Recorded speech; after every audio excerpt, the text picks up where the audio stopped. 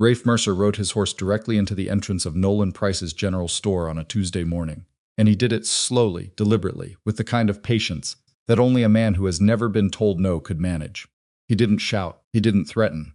He just sat there on that animal in the doorway, while three women with baskets waited on the boardwalk, and Nolan stood behind his counter, watching flour sacks get knocked from the shelf by the horse's flank. Rafe looked at Nolan the way a man looks at something he already owns. Then he smiled. "Store's closed today," Rafe said. "Family business." That was Blackstone Ridge. That was every morning for 3 years. If you've ever watched someone take everything from people who couldn't fight back and felt that specific, burning helplessness in your chest, then you already know this story. The only question is, what happens when one old man refuses to look away? Before we go further, if stories like this one matter to you, subscribe to this channel and hit that like button. Drop a comment telling me what city or country you're watching from. I want to see how far this old sheriff's story has traveled. Now let's go back to Blackstone Ridge, because nothing that happened there was simple, and nothing was clean, and the man at the center of it all was the last person anyone would have chosen to save them.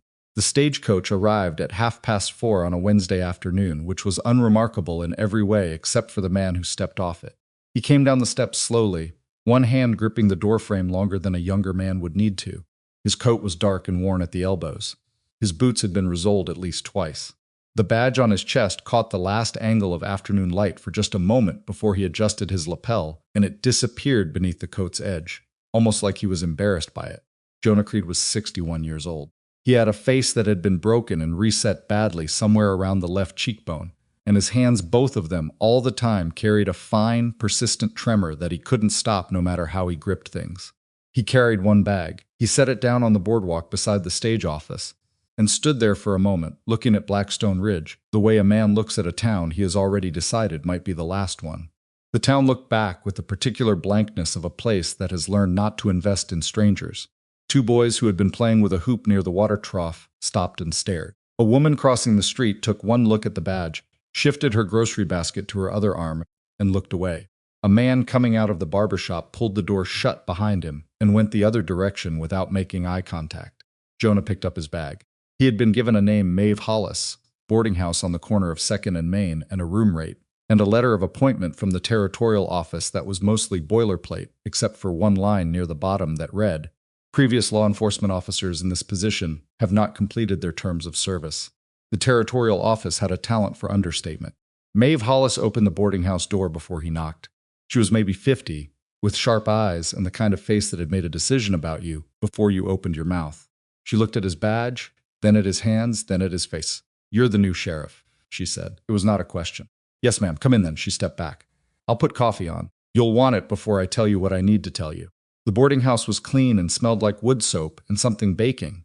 Jonah sat at the kitchen table and watched Maeve move around the room with the efficient economy of a woman who had been doing everything herself for a long time. "How many before me?" he asked.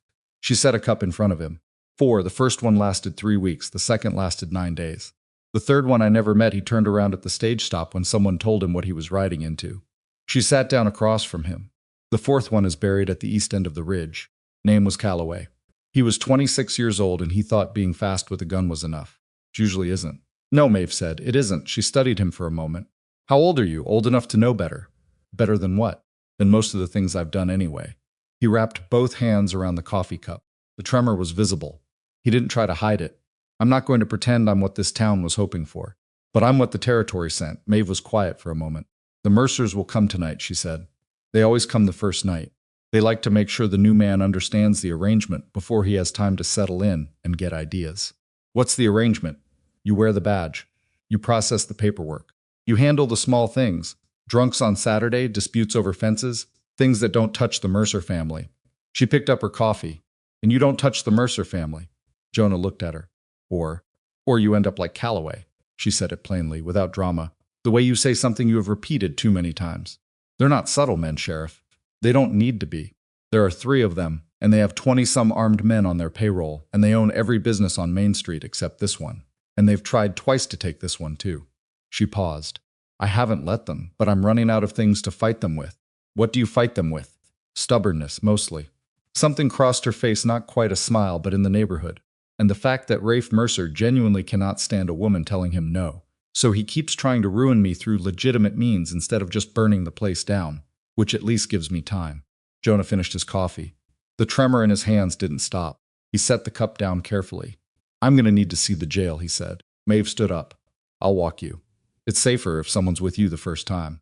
The jail was a single-room building with 2 cells, and a desk that had a drawer that didn't close all the way, and a window that had been boarded over from the outside.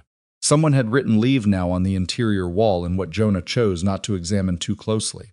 The previous sheriff's belongings, a hat, a broken pocket watch, some papers were still in the desk drawer. Nobody had bothered to collect them.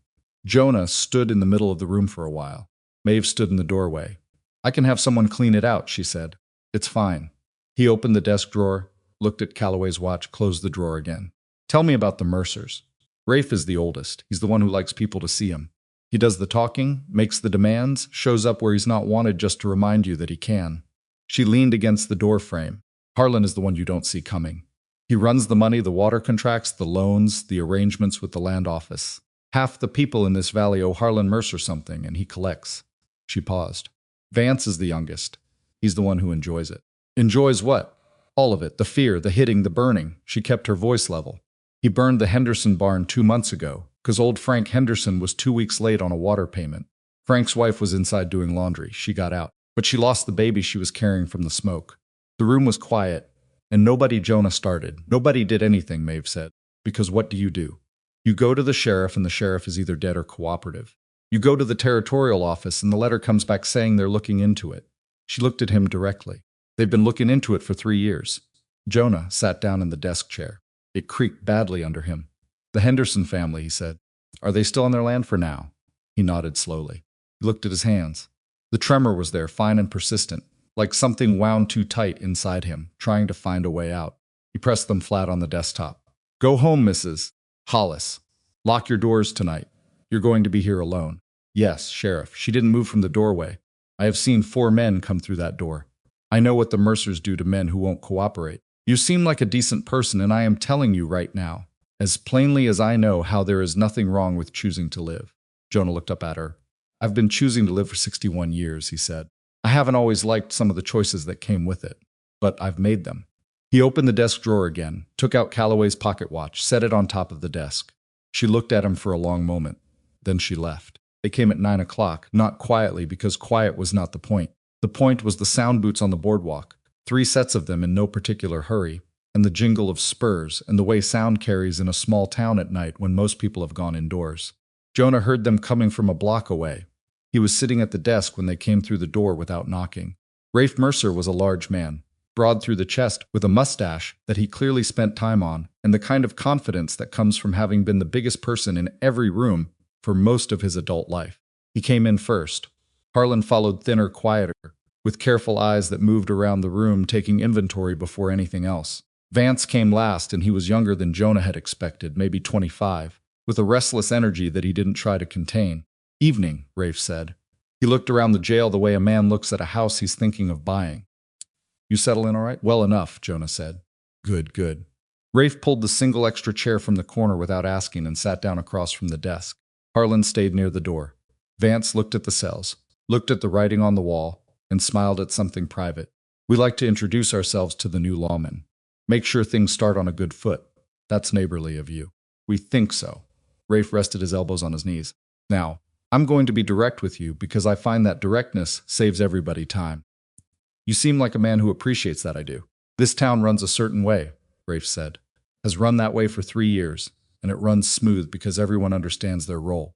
The businesses do their business, the families do their farming, and the law, he gestured at the badge. The law handles what it handles and knows what to leave alone. Jonah was quiet. You'll find, Rafe continued, that there's good money in that arrangement.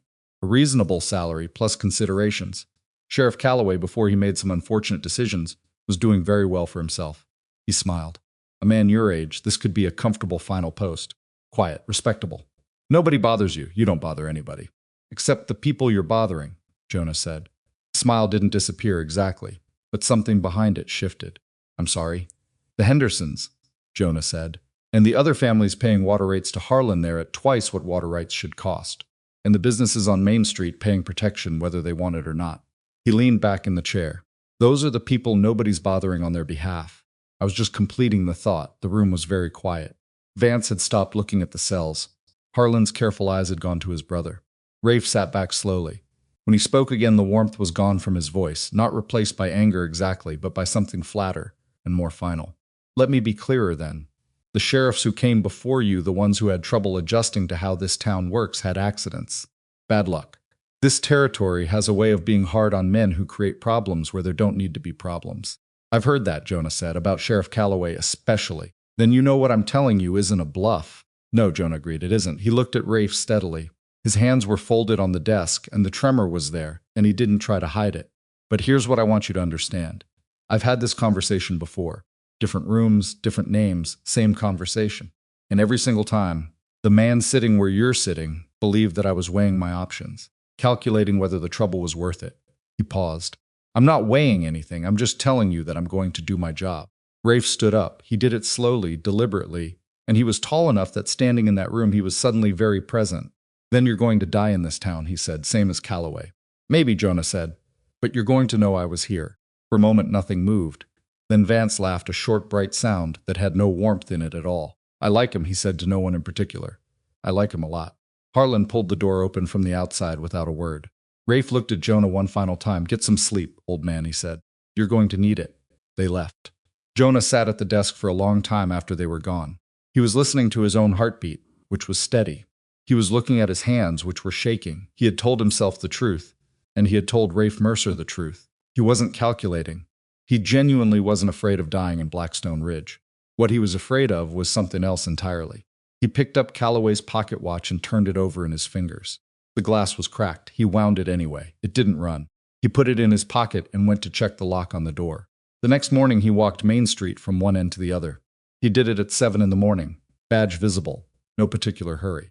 He looked at the storefronts and noted which ones had broken windows that hadn't been repaired and which ones had fresh paint that couldn't quite cover scorch marks. He looked at the water distribution office, Harlan Mercer's operation, neat and locked, and the feed store and the blacksmith shop and the diner and the barber shop. People watched him from inside. A few watched from doorways. Nobody said good morning. Amos Brandt was outside the blacksmith shop when Jonah passed, heating something at the outdoor forge. He was a large man, wide shoulders, hands like geological formations. He watched Jonah without expression. You're still here, Amos said. So far, Amos worked the bellows once. They came last night. They did. And I'm still here, Jonah said again. Something moved in Amos's face, not quite surprised. More like a man recalculating something he had already settled in his mind. He turned back to the forge without another word, but he didn't turn his back on Jonah entirely, which Jonah filed away. Nolan Price's general store was the next building. Jonah went inside. It was a good store, had been deep shelves, organized stock, the particular pleasant smell of dry goods and coffee beans and lamp oil. Nolan Price was behind the counter. He was maybe 45 thin, with a patched vest and the kind of careful stillness that comes from years of watching what you say around the wrong people. He looked at Jonah. He looked at the badge. He started to say something, and then stopped. I need some supplies, Jonah said, coffee mostly. And I want to ask you something. Nolan measured out coffee without asking how much. Ask the Mercers, Jonah said. They take a percentage from you? Nolan's hands went still for a moment. Then they continued. We call it a business arrangement. What percentage? A long pause. 30. Used to be 20. Went up after. He stopped. After what? Nolan looked at him. He made a visible decision. After Bill McCready tried to organize a merchants' meeting without telling them. 2 weeks later, Bill's store burned down. Electrical fault, supposedly. He folded the coffee paper carefully. There isn't a merchant on this street who doesn't pay. The ones who pushed back first aren't here anymore. Where are they? Gone. Some left on their own. Some had their leases bought out from under them by Harlan. Some... Nolan shrugged. And it was the shrug of a man who had learned not to finish certain sentences. Jonah paid for the coffee. He paid full price, and Nolan looked at the coins for a moment, like he had forgotten what that felt like. I'm not going to tell you it'll be different tomorrow, Jonah said. I don't know what tomorrow looks like, but I want you to know that I heard what you just told me. I'm keeping track of it. Nolan said nothing. But when Jonah left, he didn't look away immediately. 3 days passed. Jonah did his job. He handled 2 disputes over property lines, cited a man for riding drunk through the residential street, and sat with an elderly woman named Clara Taft, whose neighbor's dog kept destroying her garden fence while the neighbor refused to do anything about it. He wrote the neighbor a formal notice of civil complaint and hand-delivered it himself. The neighbor was a man named Greaves, who had a Mercer brand on 2 of his horses, and a smirk that suggested he'd had formal complaints delivered before. That fence is going to keep getting broke, Greaves said, looking at the paper. Then I'm going to keep delivering these, Jonah said, until the civil fine is large enough that your employer decides you're more trouble than you're worth. Greaves's smirk faltered. You don't know who you're dealing with. I know exactly who I'm dealing with, Jonah said. Have a good evening. It was small. It was almost laughably small. But by the following morning, people were talking about it. Not in the street, nobody was brave enough for the street yet, but inside, where it was safer. The old sheriff had cited a Mercer man, not arrested him, not shot him, just cited him. Held the law up in front of him like it was a real thing that still existed. For some people in Blackstone Ridge, that was the first concrete evidence in 3 years that the law might still be a real thing. On the 5th day, Rafe Mercer rode his horse into the entrance of Nolan Price's general store. Jonah heard about it from 2 directions before he saw it, himself a boy running down the street, and then through the window he saw people stopping and turning. He came out of the jail and walked down Main Street, and there was Rafe, his horse blocking the doorway, 3 of his men on horseback behind him, and Nolan standing inside his store with his hands open at his sides, and 3 women on the boardwalk who had been waiting to go in. Jonah walked through the crowd that had gathered, not a large crowd, maybe 15 people, but enough, and stopped at the edge of the boardwalk. Get your horse out of that doorway, he said. Rafe looked down at him with the particular expression of a man who had been waiting for exactly this moment. Sheriff, good of you to come out. Move the horse. I'm just visiting, Rafe said pleasantly. Nolan and I were about to have a conversation about his account. It's nothing that concerns you. The horse is blocking a public entrance to a private business, Jonah said. That concerns me. Move it. Several of the watching people had gone very still. One woman had her hand over her mouth. A man near the barber shop had taken 3 unconscious steps backward. Rafe looked down at Jonah's hands. He looked at the tremor. He smiled at it, a slow, deliberate smile, the kind designed to be witnessed. You know what I think? Rafe said, loud enough for the crowd. I think a man with shaking hands has no business wearing a badge. I think the territory's getting desperate if this is what they're sending. He leaned forward in the saddle. Go back to your jail, old man, before you embarrass yourself. Jonah reached up and unpinned his badge. He held it for a moment, looked at it once, and then placed it carefully on the edge of the boardwalk railing. The crowd went very quiet. Rafe had a half-second of uncertainty, just half a second. Then Jonah stepped off the boardwalk into the street, reached up, took Rafe's left arm at the wrist, and moved. What happened next was over so fast that 3 people who were watching said afterward they hadn't seen it. They had seen Rafe on his horse, and then they had heard the sound, a sharp crack that was Rafe's wrist breaking. And then Rafe was down off the horse, somehow, face in the dirt, and Jonah was standing over him with Rafe's gun in his own hand. Jonah hadn't drawn his own weapon. He hadn't needed to. He held Rafe's gun loosely, pointed down, and he looked at the 3 men on horseback behind Rafe. And he said, very quietly, any of you want to make a decision right now? None of them did. Rafe was making a sound in the dirt, something between a word and a sound. His left wrist was at an angle that made several people in the crowd look away. Jonah reached down, took Rafe by the back of the collar, and hauled him to his feet. The man was 6 inches taller than him and outweighed him by 50 pounds, and he came up like luggage. Your horse, Jonah said, is going to move now. You're going to get on it with one hand, which is going to hurt. And then you're going to ride back to wherever you came from, and you're going to have a doctor look at that wrist. He turned Rafe around to face his horse, and Rafe, he leaned close, said it quietly enough that only Rafe could hear it. Next time I won't be so careful about what breaks. He let go. Rafe mounted badly, awkwardly, his face a rigid mask that couldn't quite contain what was happening beneath it. His men watched him without expression, the way men watch something they know they'll have to pretend didn't happen. They rode out. Jonah bent down, picked up his badge from the railing, and pinned it back on his coat. He turned to find 15 people staring at him. He looked back at them steadily. His hands were shaking. Store's open, he said to Nolan. Sorry for the delay. He turned and walked back toward the jail. Behind him, for the first time in 3 years, the people of Blackstone Ridge stood in the street and did not look away. That evening, Maeve Hollis knocked on the jail door and brought him a plate of food and sat across from him and looked at his hands for a long time, without saying what she was thinking. You knew how to do that, she said finally. That wasn't instinct. That wasn't luck. No, Jonah said. Who were you before this? He ate for a moment, a different kind of man. What kind? He looked up, the kind who broke wrists for worse reasons. He looked back down at the plate, the kind who did a lot of things I came out here to stop doing. Maeve absorbed this. Does the territory know? The territory knows I'm effective, Jonah said. They don't ask too many questions about effective. She was quiet. The lamp between them made warm light, and the street outside was quiet for the first time since he'd arrived. Or maybe it had always been this quiet at night, and he hadn't noticed until now. They'll retaliate, she said. I know Vance especially. He won't, I know, he said again. I'm not pretending otherwise. He set his fork down. What I need you to understand, Mrs. Hollis, is that nothing that happened today changes anything for you. If this goes wrong, if they come for this building, you tell them whatever you need to tell them to stay safe. Your loyalty to this town doesn't require you to put yourself in the path of what's coming. Maeve looked at him with those sharp eyes. You've said that to people before? Tried to. Did they listen? He thought about it. No, he said. They never do. Something in her expression shifted, not softened exactly, but something. She picked up the empty plate and stood up. There's a young man named Toby Quinn who's been asking about you, she said at the door. He works at the livery.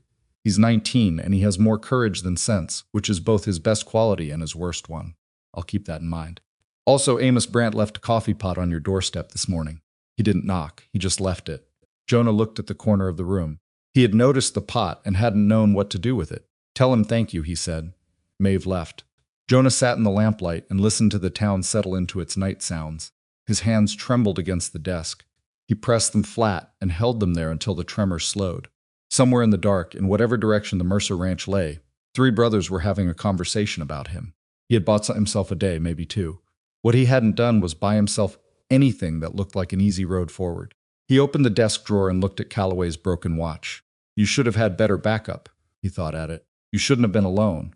He closed the drawer. He started writing a letter to the territorial office, not because he expected help from that direction, but because he needed to put things on record. Dates, names, incidents, the kind of documentation that survives even when people don't. He wrote until midnight. His hand shook the whole time. The words came out steady anyway. The letter to the territorial office went out on the Thursday morning stage, and by Thursday afternoon Jonah already knew it wouldn't matter. Not because the territory didn't care they cared, in the distant, administrative way of people who care about problems they don't have to solve personally, but because Harlan Mercer had a man at the stage office. Jonah didn't know this for certain yet, but he had been in enough towns to recognize the pattern. The way the stage agent had looked at the sealed envelope a half-second too long before taking it, the way he'd set it aside instead of dropping it immediately in the outgoing box. Small things, the kind of small things that added up to a picture. So the letter would probably arrive, or it wouldn't. Either way, Jonah wasn't counting on it. What he was counting on was the fact that Rafe Mercer had bled in front of witnesses and the whole town knew it by now. That kind of thing had a half-life. It would start feeling real to people for a few days, and then fear would work on it the way water works on sandstone, wearing it back down to nothing, and in 2 weeks, they'd have talked themselves back into believing that nothing had fundamentally changed, that it had been a fluke, that the Mercers were still untouchable, and the old man with the shaking hands had just gotten lucky once. Jonah needed to do something before that happened. He spent Thursday making himself visible. Not dramatically, he wasn't performing anything. He just walked the town, talked to people, went into businesses, sat at the diner counter, and ate his noon meal in plain sight. He nodded at people who looked at him. Some nodded back. The woman who'd had her hand over her mouth yesterday, he'd learned her name was Dora Fitch, wife of the farrier, actually said good morning to him outside the post office. First unsolicited greeting he'd gotten since arriving. Small things, but he was collecting them. On Friday morning, Toby Quinn was waiting outside the jail. He was exactly what Maeve had described. 19, maybe 150 pounds soaking wet, with the kind of face that hadn't settled into what it was going to be yet. He had a good horse and a used revolver on his hip that he wore like he'd practiced the wearing of it, more than the using of it.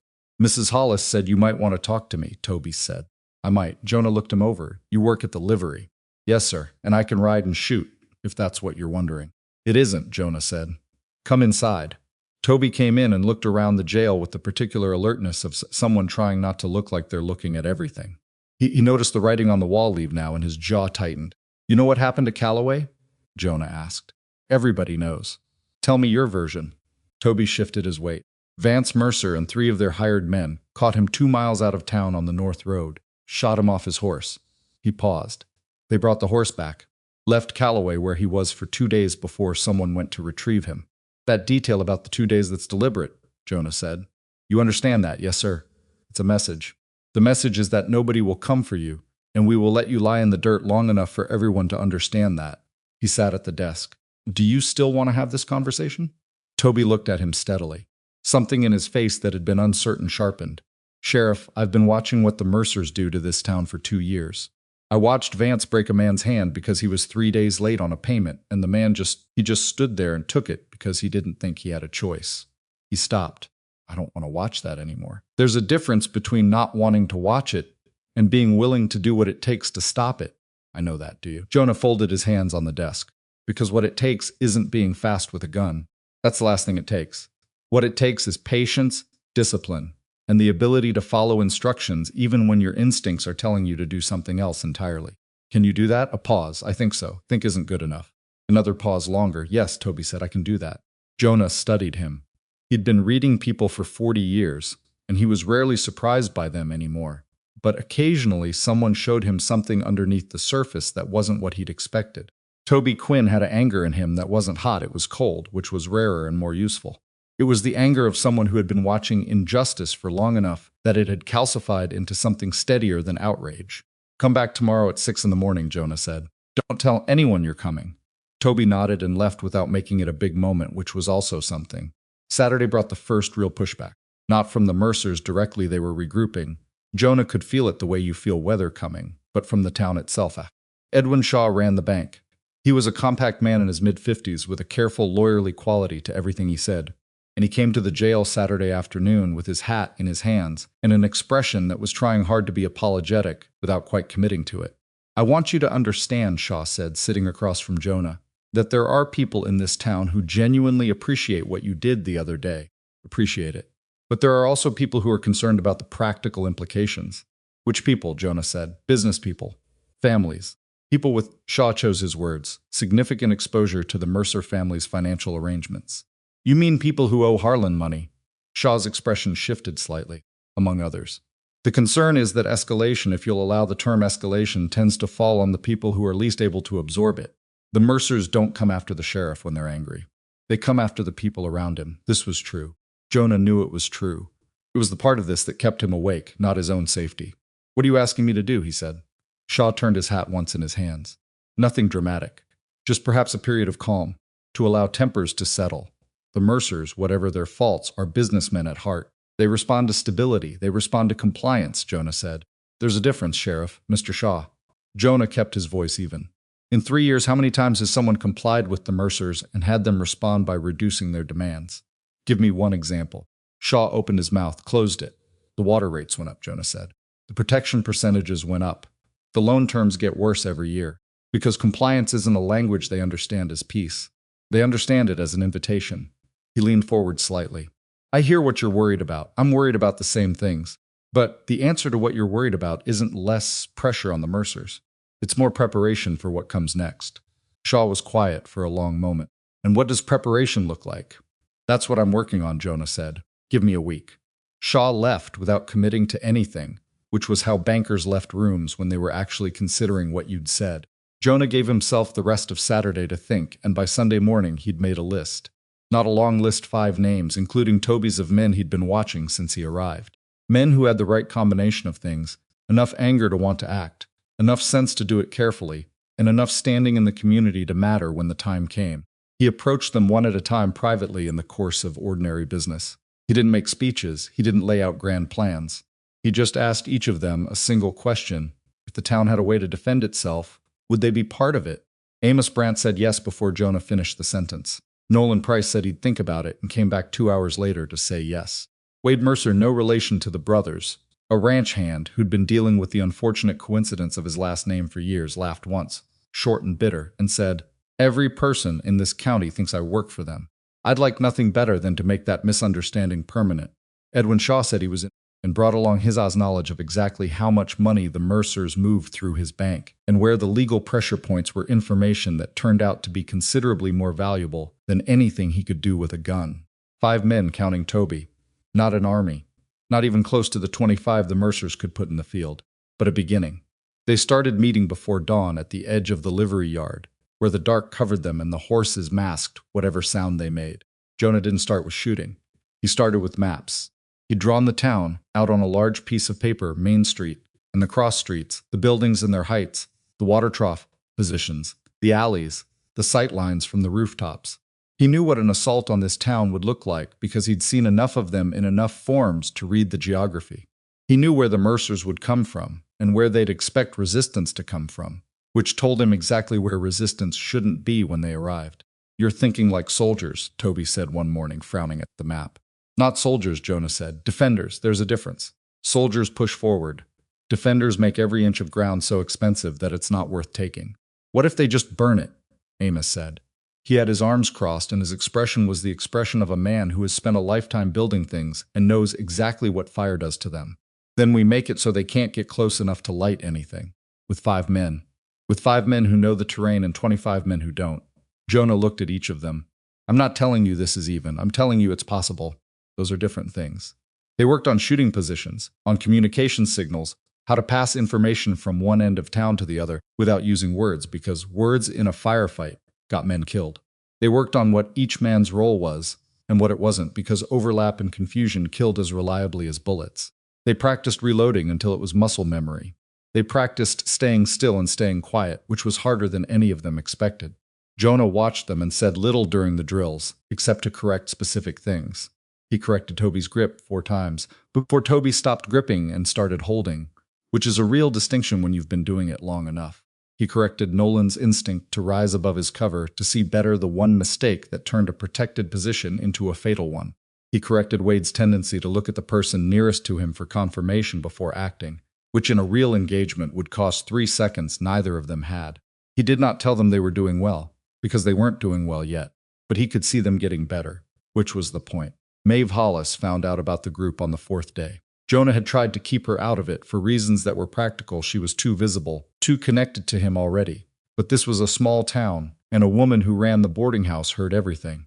She came to the jail that evening and stood in the doorway with her arms folded. "You could have asked me," she said. "I didn't want to put you in a more dangerous position than you're already in. You don't get to make that decision for me." He looked up at her. "No," he said, "you're right, I don't." He paused. "I'm asking you now.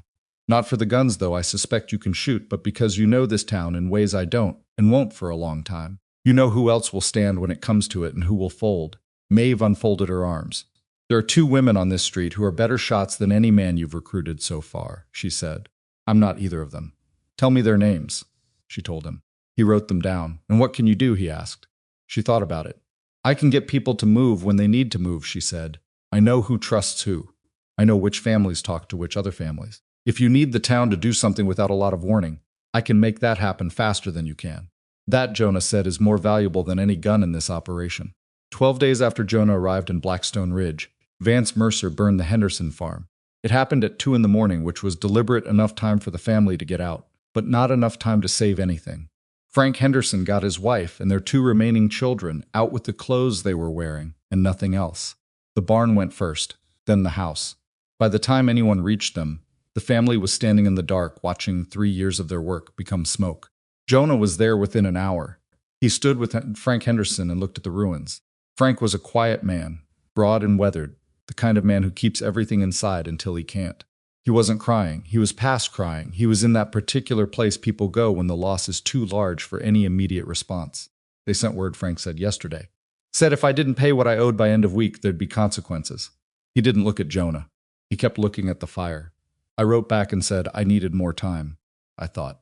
He stopped. "I thought I still had 4 days. "Vance doesn't wait," Jonah said. "The message wasn't about the money.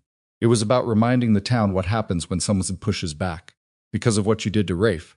"Yes." Frank turned to look at him then, and his face was very controlled, the way faces get when the emotion beneath them is too large for the muscles to manage.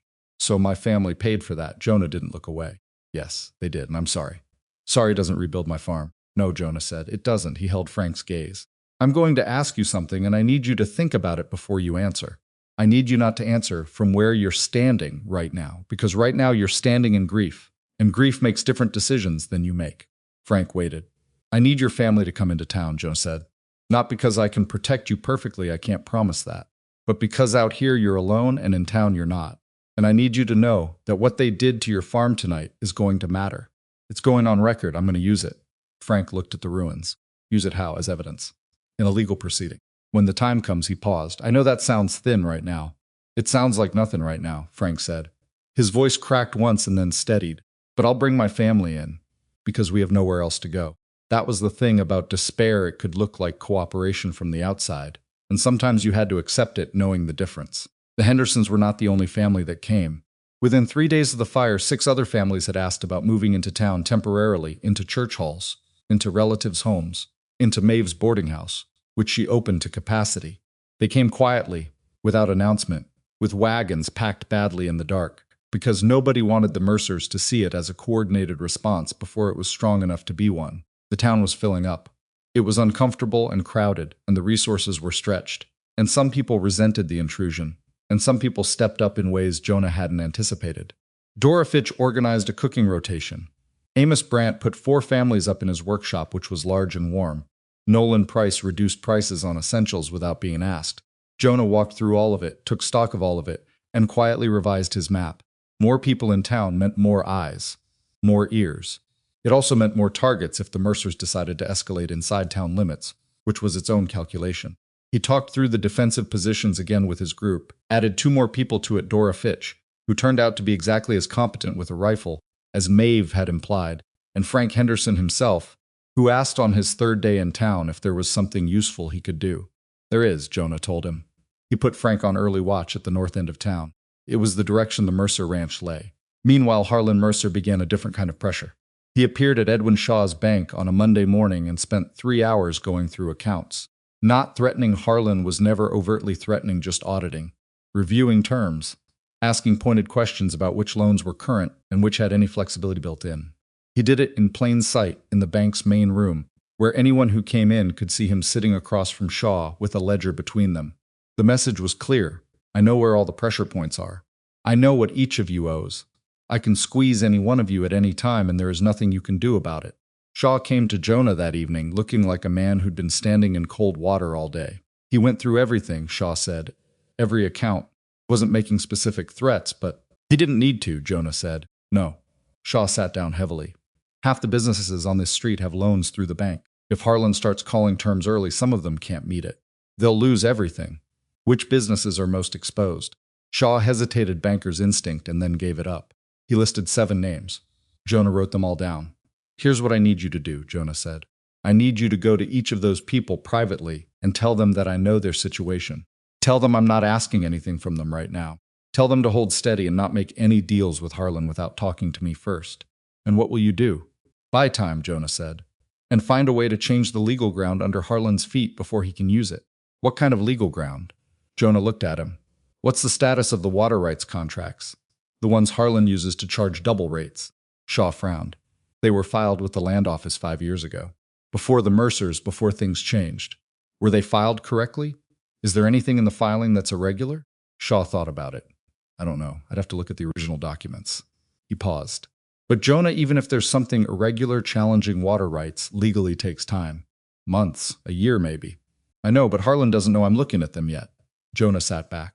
Get me copies of whatever you can find. I want to see the contracts. Shaw left, and Jonah sat for a long time with the map in front of him. He'd been counting days without realizing it. 12 days since he'd arrived. 16 since Rafe's wrist had broken in the street. The Mercers had been patient, which meant they were planning something large. The farm burning had been a message, not a move. The real move was still coming. He didn't know when, he didn't know the shape of it, but he knew it was coming. 2 days later, Toby Quinn came to the jail at 7 in the evening, with a cut above his eye and dried blood on his collar, and the careful movements of someone managing worse pain somewhere underneath his shirt. Jonah stood up when he came in. Sit down, I'm fine. Sit down. He found the medical kit in the desk bottom drawer. He'd put it there his first day, force of habit, and cleaned the cut above Toby's eye, which wasn't deep but had bled considerably the way face cuts did. Toby sat still for it. Who? 3 of the Mercer's men, Toby said. Outside the livery. They were waiting for me. Jonah was quiet, working. They said it was a warning, Toby continued, that I should think carefully about the kind of company I was keeping, that the sheriff wasn't going to be around much longer, and when he was gone, anybody associated with him was going to have a hard time in this town. Did you say anything back? Not really. I was mostly busy being hit. He winced as Jonah pressed the cloth harder. Didn't pull the gun, you said. You did right, Jonah said. You pull that gun on 3 men in a dark alley, and it doesn't matter how fast you are. 3 is 3, I know, a pause. It was still hard to stand there. Yes, it always is. He tied the bandage. The fact that you did it anyway is the difference between someone who can be useful in a fight and someone who just makes things worse in one. Toby looked at him sideways. Was that a compliment? Barely. Toby almost smiled. His face was young and banged up, and more certain than it had been 2 weeks ago, which was a difficult combination to look at the kind of certainty that comes from making a decision before you fully understand the cost. Jonah had worn it himself once. He didn't remember exactly when he'd stopped. "Go back to Mrs. Hollis's," Jonah said. "Tell her what happened. Let her look at whatever else they hit you. I'm not going to stop coming to the training." "I know." Jonah went back to the desk. "I didn't ask you to." After Toby left, Jonah sat in the quiet and worked through what the beating meant in the Mercer's strategy. They hadn't hurt Toby badly enough to be a message, but not badly enough to hospitalize him or create the kind of anger that makes people act unpredictably. It was calibrated violence, which meant Harlan's hand in it. Harlan thought in pressure rather than force.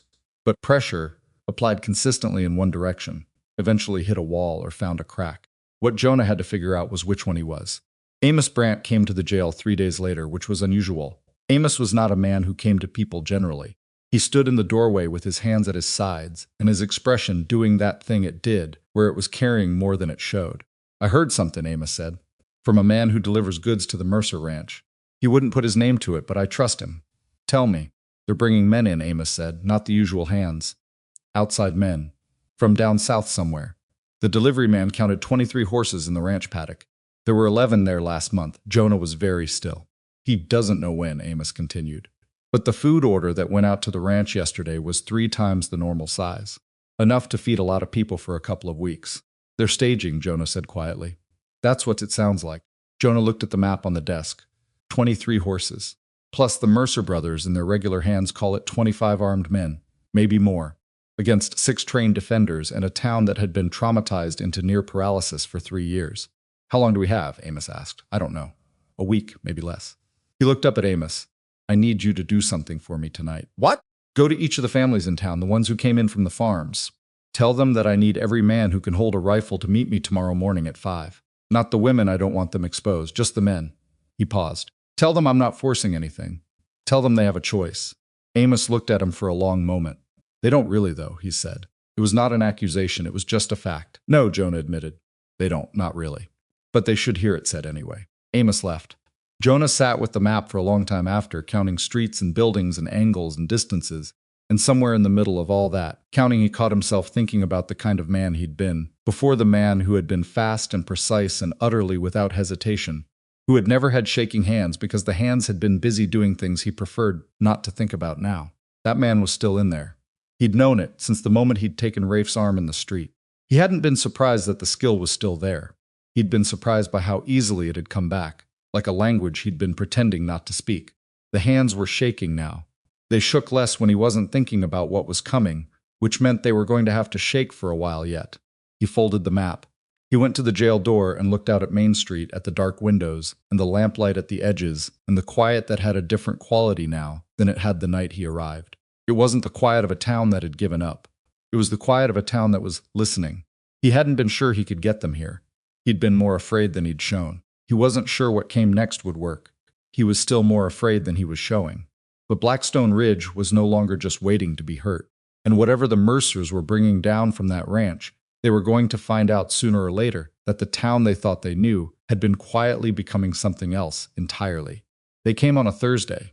Jonah knew it was Thursday because he had been counting days the way a man counts the last of something carefully, with the awareness that each one mattered more than the one before. He had been sleeping 4 hours a night, rising before dawn, walking the perimeter of town while the dark still held, and the stars were going out one by one at the edges. He had been doing this for 5 days since Amos brought him the news about the horses, and in those 5 days he had confirmed 2 things. The Mercers were coming, and the town was as ready as he could make it. Neither of those facts made him feel particularly good. The morning meeting had happened the day after Amos's report.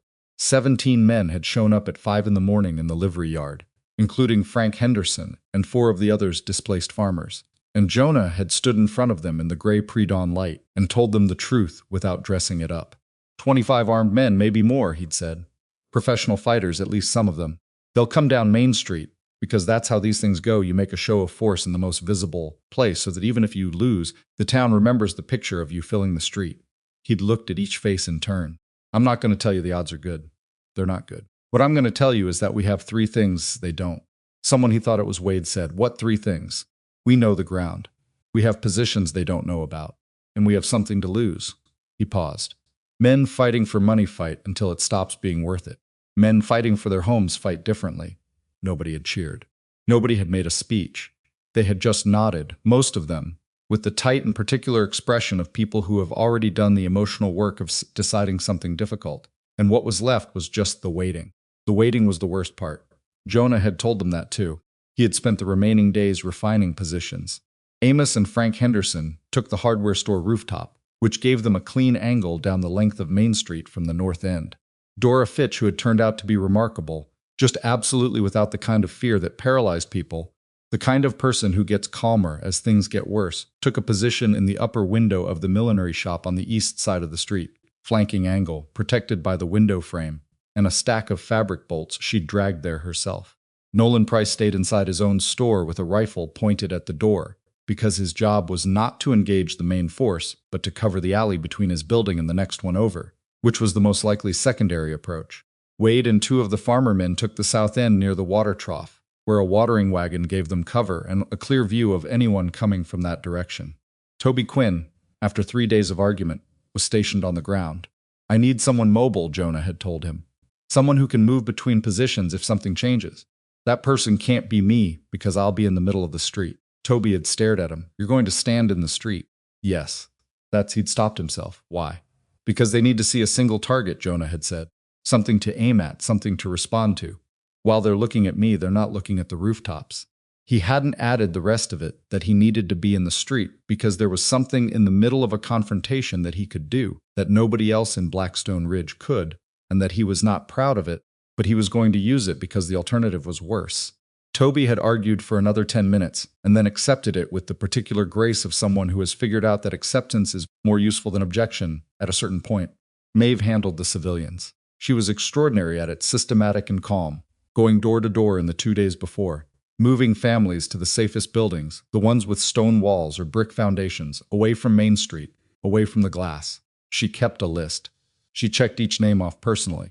When a family refused to leave their home, she sat with them and explained, specifically and without drama, what a rifle shot did to a window frame, and what a window frame did to the person standing near it, and most of them came around. Not all of them. There were 4 households that stayed put. She'd reported this to Jonah without editorial, and he'd added it to the weight he was already carrying around. The morning of Thursday, he woke at 3:30 and lay still in the dark, listening to the silence. His hands were shaking on the blanket. He looked at the ceiling for a while. He thought about a lot of things he hadn't thought about in years, names and faces, and moments that he usually kept in a locked room at the back of his mind, the way you lock up things that are dangerous to handle. He opened the room, not because he wanted to, but because what was coming today required him to be honest with himself about what he was, what he had been. He had been, in his 40s, one of the most effective men the territory had ever employed. He had taken that effectiveness into situations that had needed it, and some that hadn't, and he had done things that he had told himself were necessary at the time, and that he was less certain about now. He had stopped counting the things that had happened at his hands after the numbers stopped helping him understand anything. Then he had made a series of decisions that were supposed to be about stopping, about ending. He had left the work, moved to smaller and smaller towns, taken quieter and quieter assignments, and told himself that the man he'd been was someone he was leaving behind. Blackstone Ridge had informed him otherwise. He got up at 4. Made coffee, checked his gun not nervously, just methodically, the way you check anything you need to work.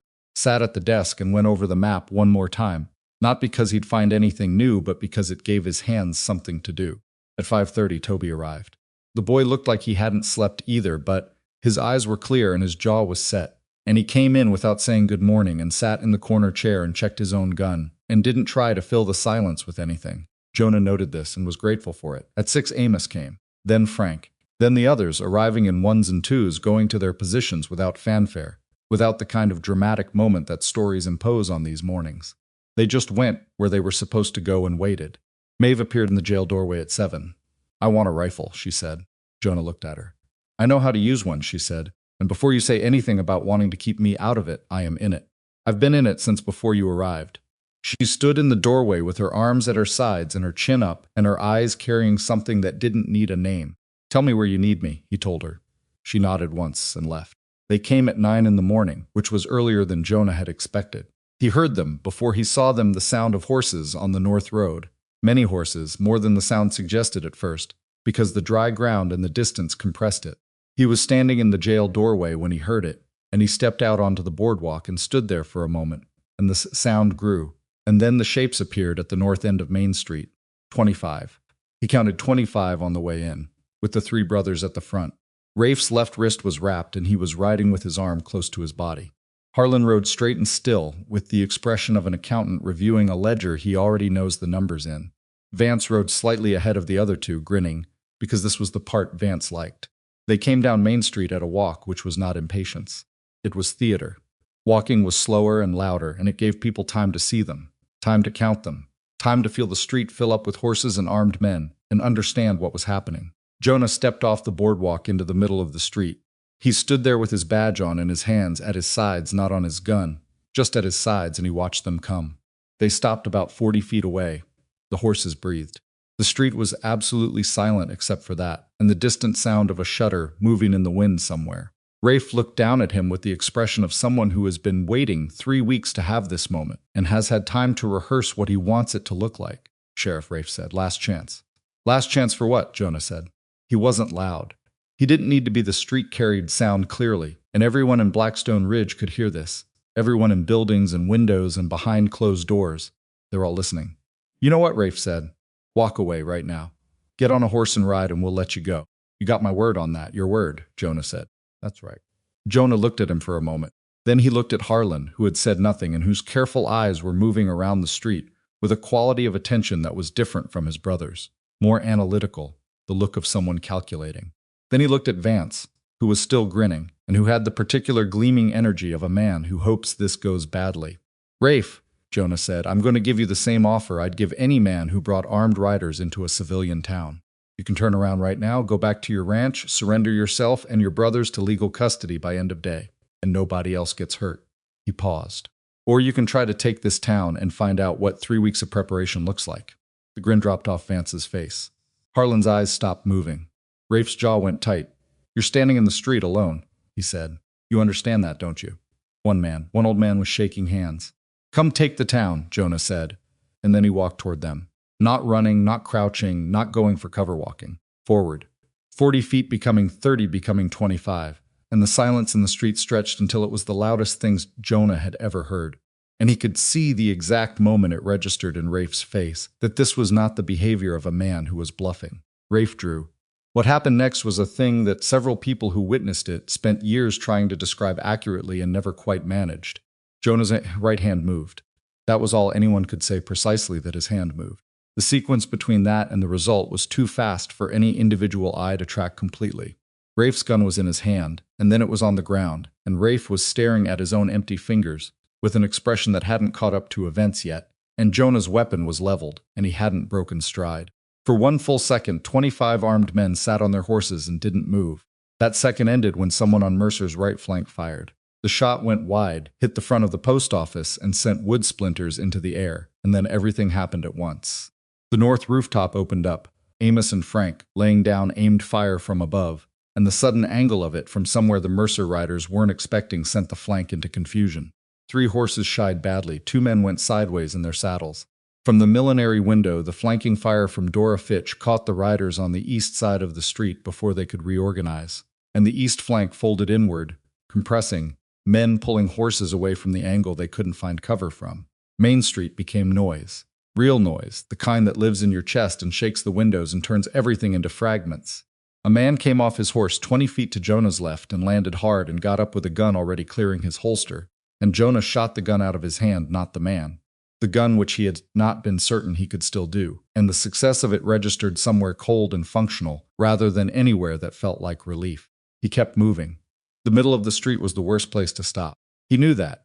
You stopped in the middle of the street, and you became a stationary target for 20-some men with rifles. You kept moving, and you were a problem they had to solve with their eyes, while their horses were panicking, and their flanks were taking fire, and the rooftops were making their formation impossible.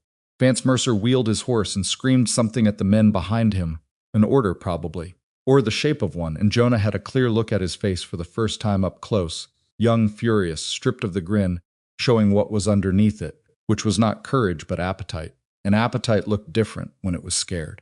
The south end of the street erupted when Wade and the farmer men engaged 3 riders who had broken away from the main formation and tried to circle around. There was a brief, vicious exchange of fire near the water trough, and then one of the Mercer riders was down, and the others were pulling back toward the center. Toby somewhere in the controlled chaos doing what Jonah had asked of him, moving, relaying, not engaging unless there was a clear and necessary reason to.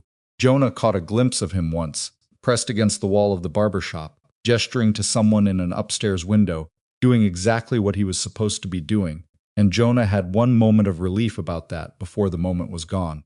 Harlan Mercer had not fired a single shot. This was the thing that Jonah kept tracking through everything else. Because Harlan not firing meant Harlan was doing something else, and what Harlan did was never for its own sake but always in service of some larger calculation. He had pulled his horse back to the edge of the formation, and he was watching the rooftops, watching the angles, watching with those careful accountant's eyes and assembling something in his head.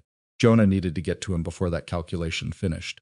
He cut through the near side of the street using a horse whose rider had bailed as temporary cover, and came around the back of the Mercer formation where the congestion was worst, where panicked horses and confused men were making the shooting positions difficult for everyone, including the defenders on the rooftops.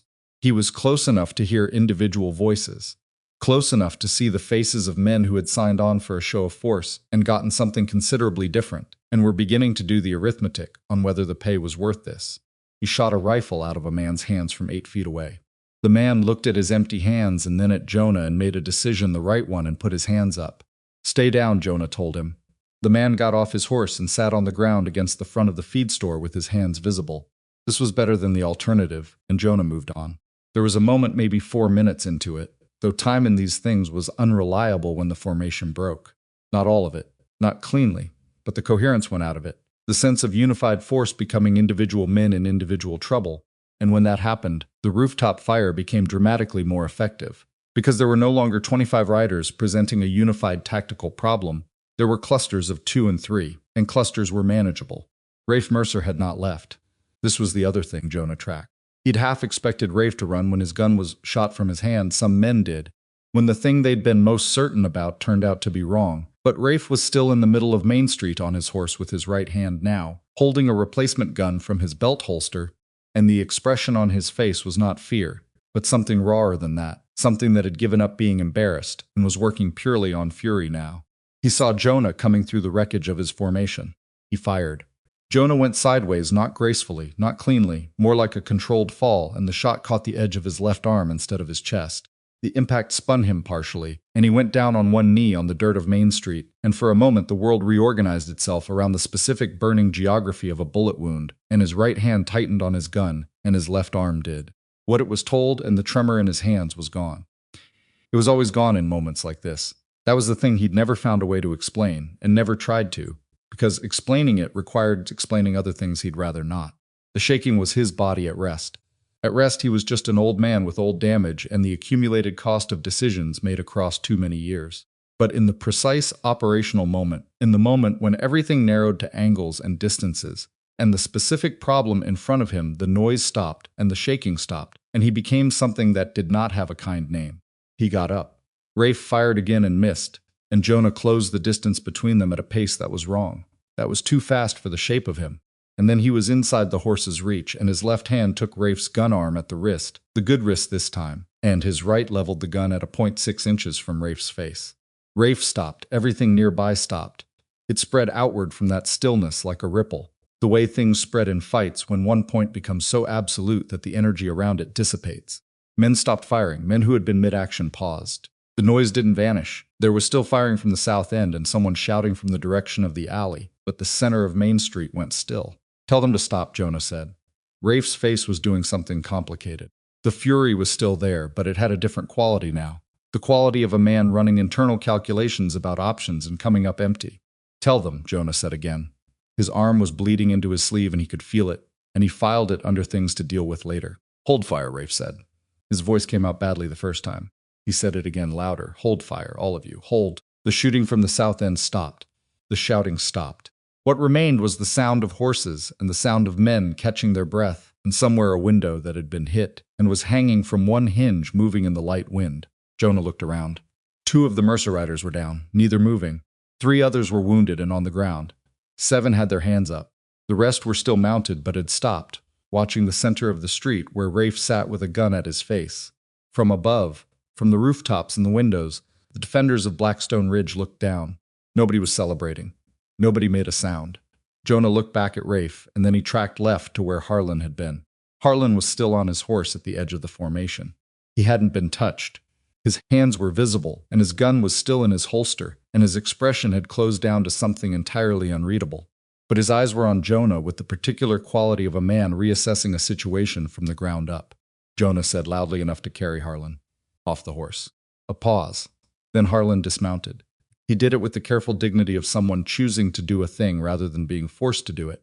And Jonah let him have that because Harlan's dignity cost Jonah nothing, and buying cooperation was worth more than grinding a man's face in his own defeat. "Vance," Jonah said. He turned to find Vance Mercer 12 feet away, still mounted with his gun already pointed. The shot Vance fired went past Jonah's right ear so close that he heard the air of it, and Jonah's returning shot caught Vance in the right shoulder, high up, and Vance came off his horse sideways and hit the ground hard and lay there making sounds. Jonah walked to him and took the gun from his hand, which required some effort because Vance was still gripping it, even lying on the ground. And this was either stubbornness or shock or some combination. "Let go," Jonah said. Vance let go. Jonah straightened up. He looked at the remaining riders, the ones still mounted, the ones with hands up, the ones making the calculation about what the next decision should be. "It's done," he said. "Anyone who wants to put down their gun and walk away from this can do that right now. You ride back to wherever you came from. You don't come back to Blackstone Ridge. And today is the last day any of you have to do with the Mercer family." He looked from face to face. "Anyone who doesn't put down their gun is going to be here when the territorial marshal arrives, which is going to be inconvenient for you." 12 guns went down, then 3 more, then the last 3, slowly, with the particular reluctance of men who have pride to manage alongside the decision. Amos came off the hardware store rooftop by way of the building's exterior ladder, which he used with the careful economy of a large man who doesn't trust ladders. He came and stood beside Jonah without saying anything, and the two of them looked at what Main Street looked like when it was over. It looked like a mess. Broken glass, a section of the post office front that would need replacing. Hoof, churned dirt. A horse that had been hit and was down near the water trough, and the sound it was making was the worst sense in the street. And Jonah asked Wade to see to it, which Wade did quickly, and it stopped. Frank Henderson came down from the rooftop after Amos. He had a graze on his right forearm, not deep. The kind that looks worse than it is because the arm bleeds enthusiastically, and he came and stood on the other side of Jonah, and the 3 of them surveyed the street together. "You're shot," Frank said to Jonah. "I know, looks like it went through." "Probably." He could feel the specific quality of it, a through and through, painful in a linear way, rather than the deep diffuse pain of something lodged inside which was manageable. "Where's Toby here?" Toby appeared from the direction of the alley, dusty, unhurt, with his gun holstered and his face doing something between relief and the aftermath of concentrated fear. He looked at Jonah's arm. "You need to sit down later." "Now would be better later," Jonah said. "Get me rope. I need to secure these men before anything else." Toby went. Jonah looked at Rafe Mercer, who was still on his horse in the middle of Main Street. The fury in Rafe's face had run out somewhere in the past several minutes, leaving something emptier. He was looking at his hired men on the ground, at the guns they'd put down, at his youngest brother lying in the dirt of Main Street, with a shoulder wound and a face that had finally lost the grin for good. "Off the horse, Rafe," Jonah said. Rafe got off the horse. He stood in the street. It was his street. The street his family had controlled for 3 years, where he had ridden his horse into a man's business and watched people look at their shoes. And he looked at Jonah, and something finally moved in his face that wasn't fury or calculation or performance. It was the specific expression of a man who has spent years being the largest presence in a room and has just been made to understand that this quality was not permanent and had never been what he thought it was. Jonah didn't say anything to it. He had nothing to say. He'd seen that expression before, and there was nothing useful to add to it. The securing took time. Toby and Wade and 2 of the farmer men moved through the street, collecting weapons and getting men into organized groups, while Jonah directed from the center, and Amos provided the particular kind of authority that came from being a very large man who looked unbothered by the circumstances. Dora Fitch came down from the millinery window and helped with the wounded, working quickly and without fuss, the way she did everything. Maeve Hollis appeared from the direction of the residential streets. She had a rifle, and she had apparently used it, because when she came to stand beside Jonah, she gave him a look that he understood to mean that there had been a situation on the residential street that had been handled, and they would discuss it later, and it was fine. "The town," he said quietly. 3 wounded, nobody dead. She paused. The Garvin family's house took a stray shot through the front wall. Nobody inside was hit. Mrs. Garvin is extremely angry about her parlor, Jonah breathed out. Nobody dead. He had not let himself count on this, and the not counting had cost him something across the past 5 days that he was only now aware of releasing. The Mercer men, Maeve said, looking at the groups being assembled in the street. 2 dead, Jonah said, 3 badly wounded. The rest are going to the jail and then to the territorial authority. He looked at her. I need you to send word to the territorial office today. Not through the stage, through somebody you trust who can ride. Tell them what happened. Tell them I have 3 members of the Mercer family in custody and a significant number of associated armed men, and I need formal processing within the week. Who do I trust to ride? He thought about it. Frank Henderson's oldest boy. 17, right? 18. Send him today. She nodded and went. Rafe and Harlan Mercer were walked to the jail under Amos's personal escort, which required no other persuasion. Vance was carried. The shoulder wound was messy and had taken a lot of blood, and he was operating poorly, and Jonah arranged for a doctor, who was a man named Pruitt, who had been quietly terrified of the Mercers for 2 years and now appeared at the jail door with his bag and a kind of shaky precision that was the hands of someone doing necessary work in spite of themselves. He'll keep the arm, Pruitt said afterward, coming out of the back cell, if it doesn't infect. Which I'd put it better than even odds if he keeps it clean. He paused. Someone should look at you in a minute, Jonas said. You're bleeding on my floor. It's my floor, Jonah said. But he sat down. Pruitt looked at the arm, cut the sleeve, made several sounds of professional assessment that Jonah declined to interpret, and did what needed to be done with the particular brisk efficiency of someone who has decided that this patient is going to be difficult about it, so he should get it over with quickly. The bullet had gone through clean, which was as good as that category of news got. Rest, Pruitt said later. Jonah said, you keep saying later. Because things keep happening. Pruitt left. Jonah sat in the chair behind the desk and looked at his hands. They were shaking again. The tremor was back now that the operational moment had closed, and he looked at them for a long time without trying to stop it. 3 of the cells were full. Main Street was being cleaned up by people who had come out of buildings and were moving with the careful, slightly dazed energy of people, reclaiming a space that had frightened them for a long time. Someone had brought brooms. Through the jail window he could see a portion of Main Street, and what he could see was people. Just people. Moving through the street without looking over their shoulders, without the particular compressed quality of bodies that had learned to take up less space in public. Toby came in and sat in the corner chair and put his face in his hands for about 30 seconds, and then lifted it and looked at Jonah. You weren't supposed to get shot, Toby said. No plan survives contact. You knew you might. Yes. And you walked out there anyway. Jonah looked at him. Toby, you knew the same thing. Every person who took a position today knew the same thing. Toby thought about this. It's different for you. Why? Because you... He stopped, tried again. Because you're not afraid of it the way we are. Jonah was quiet for a moment. I'm afraid of different things, he said. That's not the same as not being afraid. He didn't explain what things. There were things in the back room of his mind that he had looked at this morning before sunrise, and they were still there. And the fact that today had gone as well as it had didn't close that room. The man who had moved through the formation on Main Street was still inside him. Had always been inside him. Had come out today because it was needed.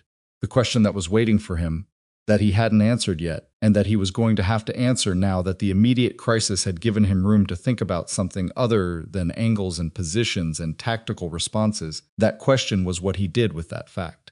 You couldn't put a man back after you'd let him out. He had never found a way to do that across all the places he'd tried. But he was sitting in the jail of a town that was, for the first time in 3 years, cleaning its own street. And Toby Quinn was sitting across from him with a bruised face and steady eyes. And Amos Brandt was outside somewhere. And Maeve Hollis had sent a rider for the territorial office, and Frank Henderson was going to go back to his land eventually and rebuild what had been burned. None of that fixed the room in the back of his mind. But it was something that had not existed 3 weeks ago. He pressed his hands flat on the desk and held them there until the tremor slowed. Outside somebody laughed. He couldn't see who. He just heard it one person, then 2. Something that wasn't celebration exactly, but was related to it. The sound of people remembering what it felt like to be on the far side of something terrible. He sat and listened to it, and kept his hands flat on the desk, and didn't move for a long time. The laughing stopped by nightfall. Not because anything went wrong, nothing went wrong, not that Thursday evening, not in any immediate sense. The street got cleaned. The wounded got seen to. The dead Mercer riders were laid out behind the undertakers, and someone sent word to whatever family they had, if they had any. The jail was full, and the cells were locked, and Jonah sat at his desk with his bandaged arm in his lap, and wrote down everything he could remember about the day in precise and sequential order while the memory was still clean. because the territorial authority was going to want a record, and Jonah had learned a long time ago that memory was the first casualty of aftermath. But the laughing stopped because the town had time to think, and thinking had a way of finding the places where things were still unresolved. By Friday morning, there were two separate arguments on Main Street about what came next. Not loud arguments. This was not a town that had relearned loudness yet, but the kind of tight, pointed disagreements that happen when people who have been frightened together suddenly have to decide something together and find they don't agree. One faction, led informally by a merchant named Goss, who had not been part of the defense and whose store had taken a stray shot through the awning, believed that the Mercers should be transferred to the territorial authority immediately and that Blackstone Ridge should have nothing further to do with any of it. Let the territory handle it. Let the courts handle it. Get the brothers out of the jail and out of the town before whatever associates the Mercers had decided to respond. The other faction, Frank Henderson, was at its center, with several of the displaced farmers behind him, believed that transferring the Mercers before any legal accounting of what had been stolen was a catastrophic mistake. The territory would process the brothers on the gun charges, maybe the arson, and in 6 months, Harlan would be out on his own recognizance with the water contract still in his name, and the ranch still in his name, and everything the Mercers had taken from this valley still legally theirs. Both factions came to Jonah. He heard Goss first, because Goss arrived first, at 7 in the morning, before Jonah had finished his coffee. Goss was a man who had survived 3 years of Mercer control by being consistently invisible, not cooperative. Exactly. Just absent from any situation that required a position, and he came in now with the particular energy of someone who felt that the danger window had passed, and it was safe to have opinions again. I understand there are feelings about the legal situation, Goss said, standing near the door in the way of a man who wasn't sure he wanted to commit to a chair. But you have to think practically. The Mercers have associates, connections, people in the territory who owe them favors.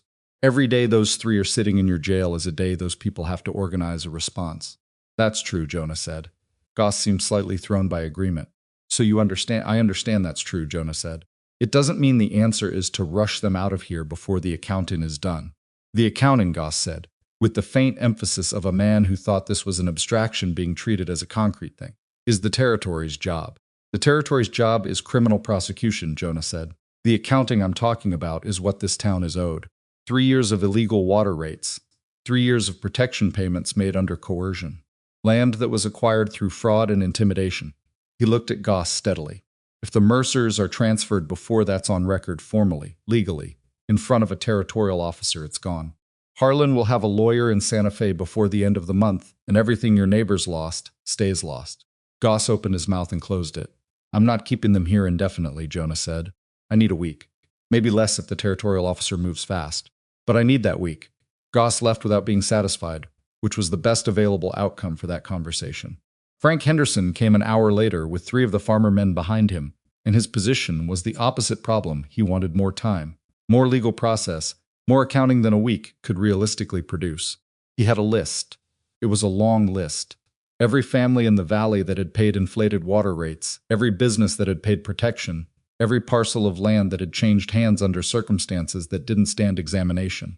Jonah looked at the list. This is good work, he said. And he meant it. Frank had been thorough, the kind of thorough that came from having intimate personal knowledge of everything on the page. Then give us time to Frank. Jonah set this list down. I'm going to do something with this. I'm going to use it, but I need you to understand something about what legal process actually looks like. Even with this list, even with everything documented, full restitution through the courts could take years. Years, and I can't promise you years. He paused. What I can do is get the Mercers to sign over what they've taken in exchange for surviving this. The room was quiet.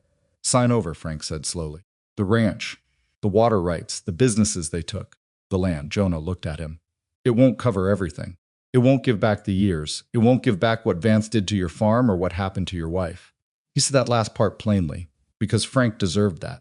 But it's real and it's immediate, and the Mercers will do it, because Harlan, at minimum, understands that it's the better option. Frank was quiet for a long time. The men behind him exchanged looks that Jonah didn't try to read. What about prosecution, Frank said. For what they did. The arson, the assault. Calloway, that goes forward regardless, Jonah said. The signing over doesn't buy them freedom. It buys them a chance at a trial, instead of whatever a territorial judge decides to do with 3 men who rode 25 armed riders into a civilian town. Frank looked at the list in Jonah's hands. Something moved in his face, the particular movement of a man measuring what he wanted against what was actually in front of him and making the adjustment, which was one of the hardest things a person could do when what he wanted was justice and what was in front of him was the next best thing to it. "All right," Frank said. The men behind him said then, which was agreement. Jonah went to the cells that afternoon. He went alone, which Toby objected to, and he told Toby to sit outside the jail door and come in only if he heard something that required it, which was a compromise neither of them was entirely satisfied with. He pulled a chair to the front of the cell block and sat down. All three brothers were in separate cells. Vance was lying down, which the shoulder made necessary, and his face was waxy and unhappy. Harlan was sitting on the cell bench with his hands folded and his expression doing that closed thing it did. The accountant reviewing numbers only he could see. Rafe was standing at the cell bars, which was the kind of thing Rafe would do standing, refusing to sit, refusing to present the image of a defeated man even when the argument for that image was fairly compelling. Jonah looked at each of them in turn. "I'm going to make you an offer," he said. "I'm going to say it once. After that, I'm going to write down that I said it and what your answer was. And that document is going to go to the territorial authority with everything else. So think carefully." Rafe's jaw was tight. "We don't want your offer." "You want to hear it before you say that," Jonah said. He said it calmly, without edge. "Because the alternative is that the territorial officer processes you on every charge I can document, and I have been documenting things very carefully for 3 weeks, and I am very good at documentation." Harlan spoke for the first time. "What's the offer?" Rafe turned to look at his brother. Harlan didn't look back. "You sign over the ranch to a land trust for the Valley families," Jonah said. "The water rights become public, administered by a town council that doesn't include any of you or anyone connected to you. The businesses you acquired, the feed store, the stage office lease, the 2 commercial properties on the south end, go back to fair market sale, open to anyone in the territory." He paused. "You still face trial. The signing over doesn't eliminate the prosecution, but it becomes part of your cooperation record, which a territorial judge will see." Silence. Harlan was looking at a point on the floor of the cell with the expression of someone running a very fast calculation. Rafe was looking at Jonah with an expression that was trying to be contempt and not quite getting there. Vance from the back cell said nothing. He was beyond the conversation for now. "The ranch," Rafe said finally. "That land belonged to our father." "Your father acquired it legitimately," Jonah said. "You did not acquire everything else legitimately, and we both know it.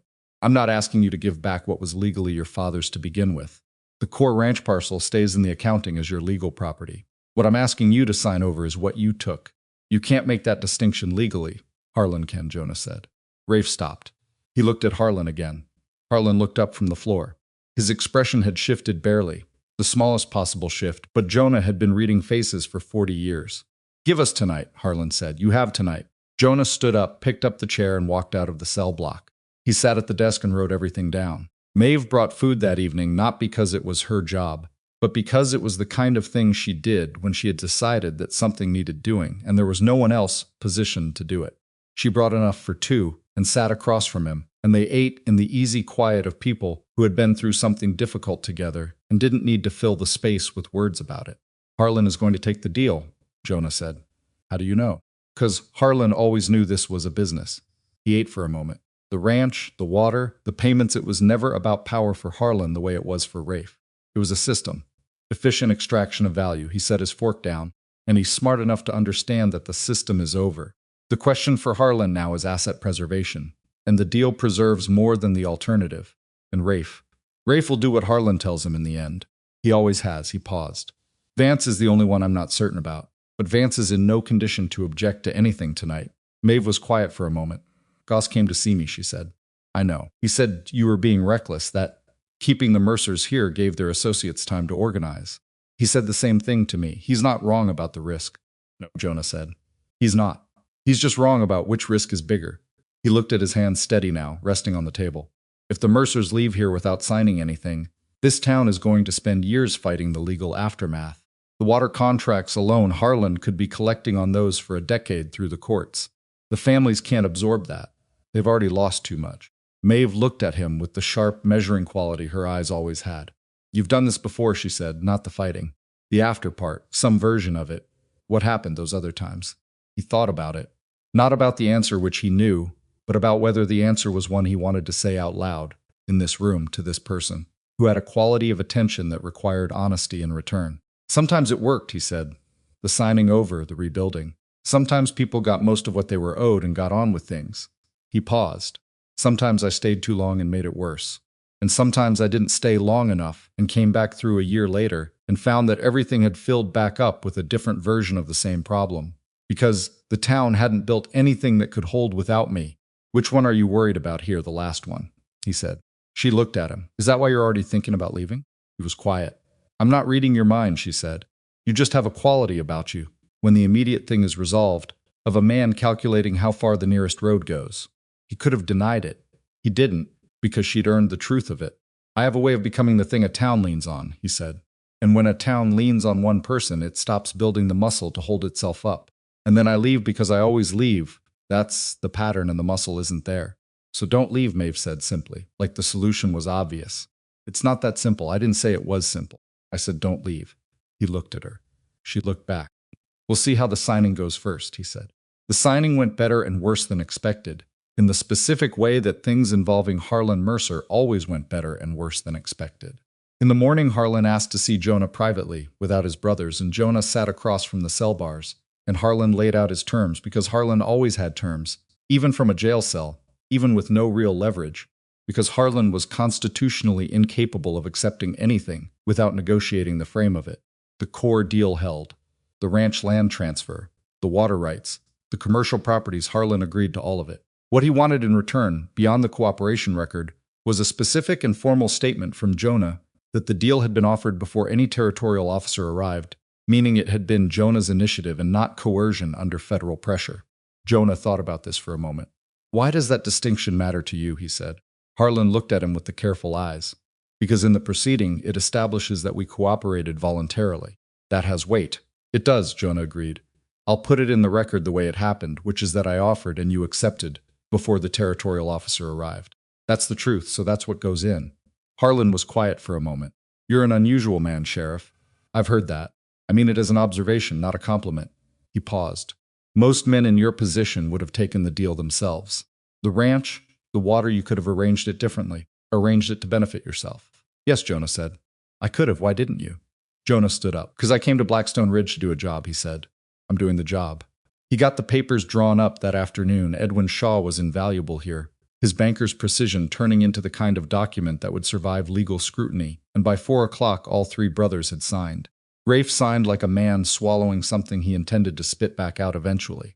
Harlan signed with the deliberate, clean signature of someone who had made a business decision and was at peace with it.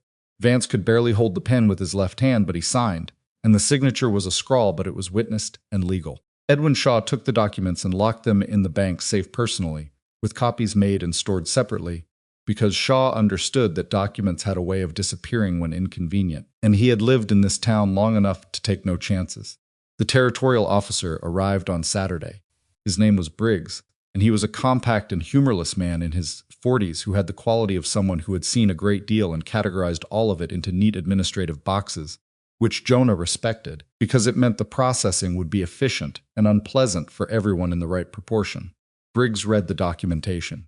He read it thoroughly, which took most of the afternoon, and then he sat across from Jonah in the jail and asked questions in a systematic way that moved from the earliest incident Jonah had documented to the most recent. You've been here less than a month, Briggs said at one point. 26 days, Briggs looked at the stack of papers. This is 26 days of documentation. I write everything down. I can see that. He flipped a page, the deal with the brothers, the signing over. On record, Jonah said, voluntary offered before you arrived. Briggs looked at it. The water rights specifically. Transferring those to a public trust is going to require a territorial land office filing.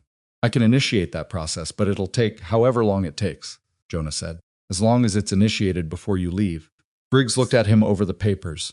You're very specific about what gets done before I leave. Because things that get done before you leave are done, Jonah said. Things that are going to get done afterward have a way of not getting done.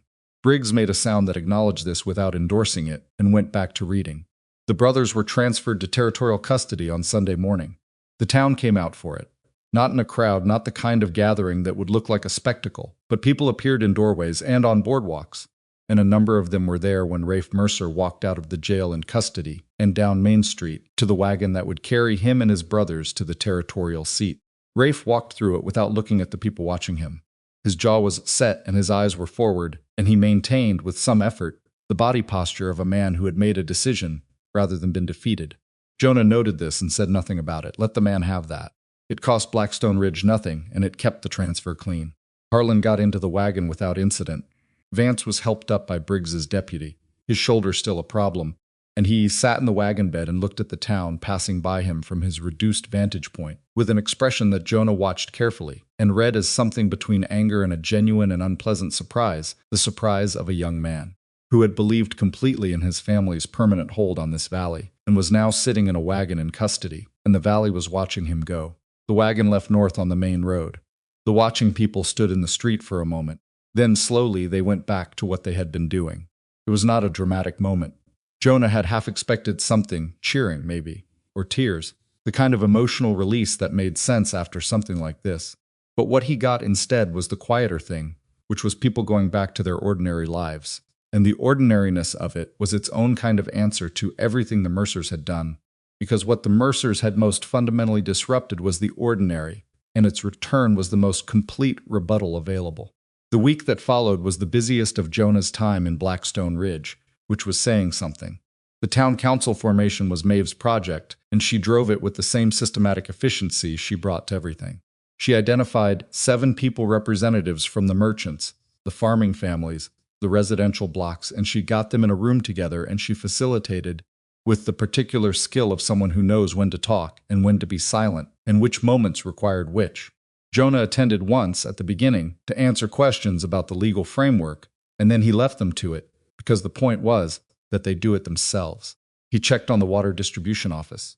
The Harlan Mercer operation had run with a staff of 2, both of whom, it turned out, had been as trapped in the arrangement as anyone else in town. Paid enough to be complicit, but not enough to feel good about it. Jonah sat with both of them separately and assessed whether they were useful and whether they were trustworthy, and the assessment on both was usable, with supervision.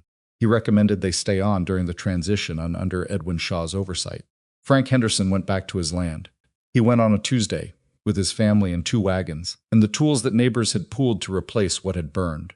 Jonah rode out with him to the property line, not inside, just to the edge of his land, and watched Frank stand on the burnt ground and look at it.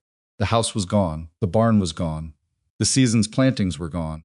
What was left was land, just land, which was both the simplest and most important thing. Frank stood on it for a long time without saying anything. Water rights go through next week, Jonah said. Shaw's filing is in. You'll have the same access as everyone else in the valley. Same rate, public rate. Frank nodded. He was still looking at the land. I know it doesn't fix it, Jonah said. No, Frank said. But it's mine again, he said it quietly. The way you say something you've been afraid to say, in case saying it made you realize it wasn't true.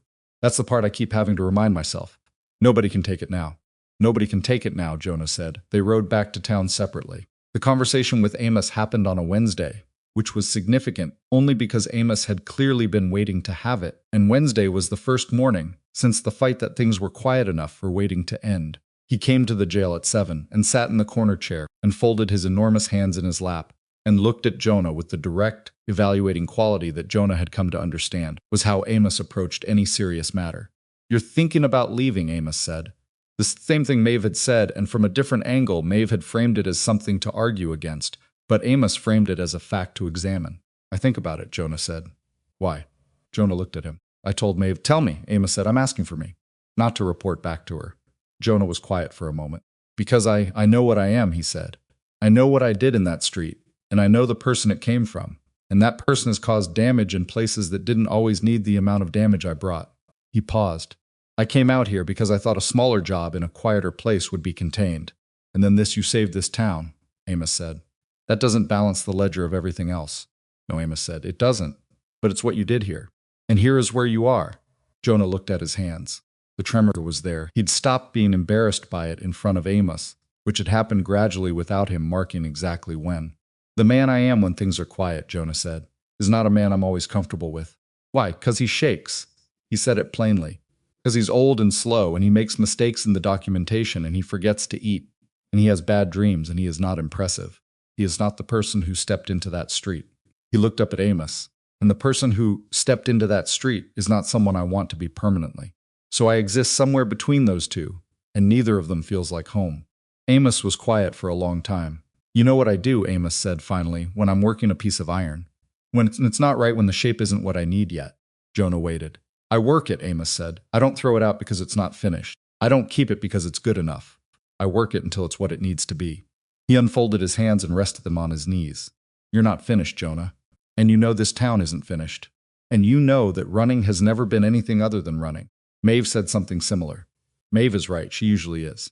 Yes, Amos stood up. She'd also tell you that you're not as easy to replace as you seem to think. Most men who could do what you did in that street would have done it differently. They would have enjoyed it more. He went to the door. You didn't enjoy it, I was watching. He left. Jonah sat with that for a while. He did not enjoy it, that was true. And he had met men who had similar skills and no particular anguish about using them, for whom the operational moment was the best moment, who woke up looking forward to the next one. He had worked alongside some of them, and he had been afraid of some of them, and he had understood, at some point in the middle of his career, that the difference between himself and those men was not the capacity for violence, but the relationship with it. He had never wanted it. He had sometimes needed it. He had always paid a price for it that those other men did not seem to pay. That price was part of why he'd been leaving places for 10 years. But Amos was right that leaving hadn't reduced the price. It had just been paid in a different currency: loneliness, restlessness, the accumulated cost of never finishing anything. He pulled Calloway's pocket watch from the desk drawer. He turned it over, looked at the cracked glass, the stopped hands. He had a watch of his own that worked. He had put Calloway's away out of something he hadn't exactly named to himself, some combination of respect and reminder. Reminder that being effective was not the same as being safe, that the job was the job and the job had costs. He wound Calloway's watch anyway. It still didn't run. On Thursday, 9 days after the fight, Jonah called a town meeting. He did it formally, a notice posted on the board outside the post office, signed with his name and the date and the time, and he was surprised, when the hour arrived, by how many people came. The school building was the largest indoor space in Blackstone Ridge, and it was not large enough. People stood along the walls and in the doorway, and a few in the street looking through the open windows. He stood at the front of the room and looked at them. He had written some notes. He didn't use them. The Mercer brothers are in territorial custody, he said. The water rights transfer is filed with the land office. The properties are being assessed for fair market return. The ranch land trust is in process. He paused. These things are happening because Edwin Shaw did the legal work correctly, and Frank Henderson documented the valley's losses thoroughly, and the council formation that misses. Hollis Organized is going to be the body that oversees all of it going forward. He stopped.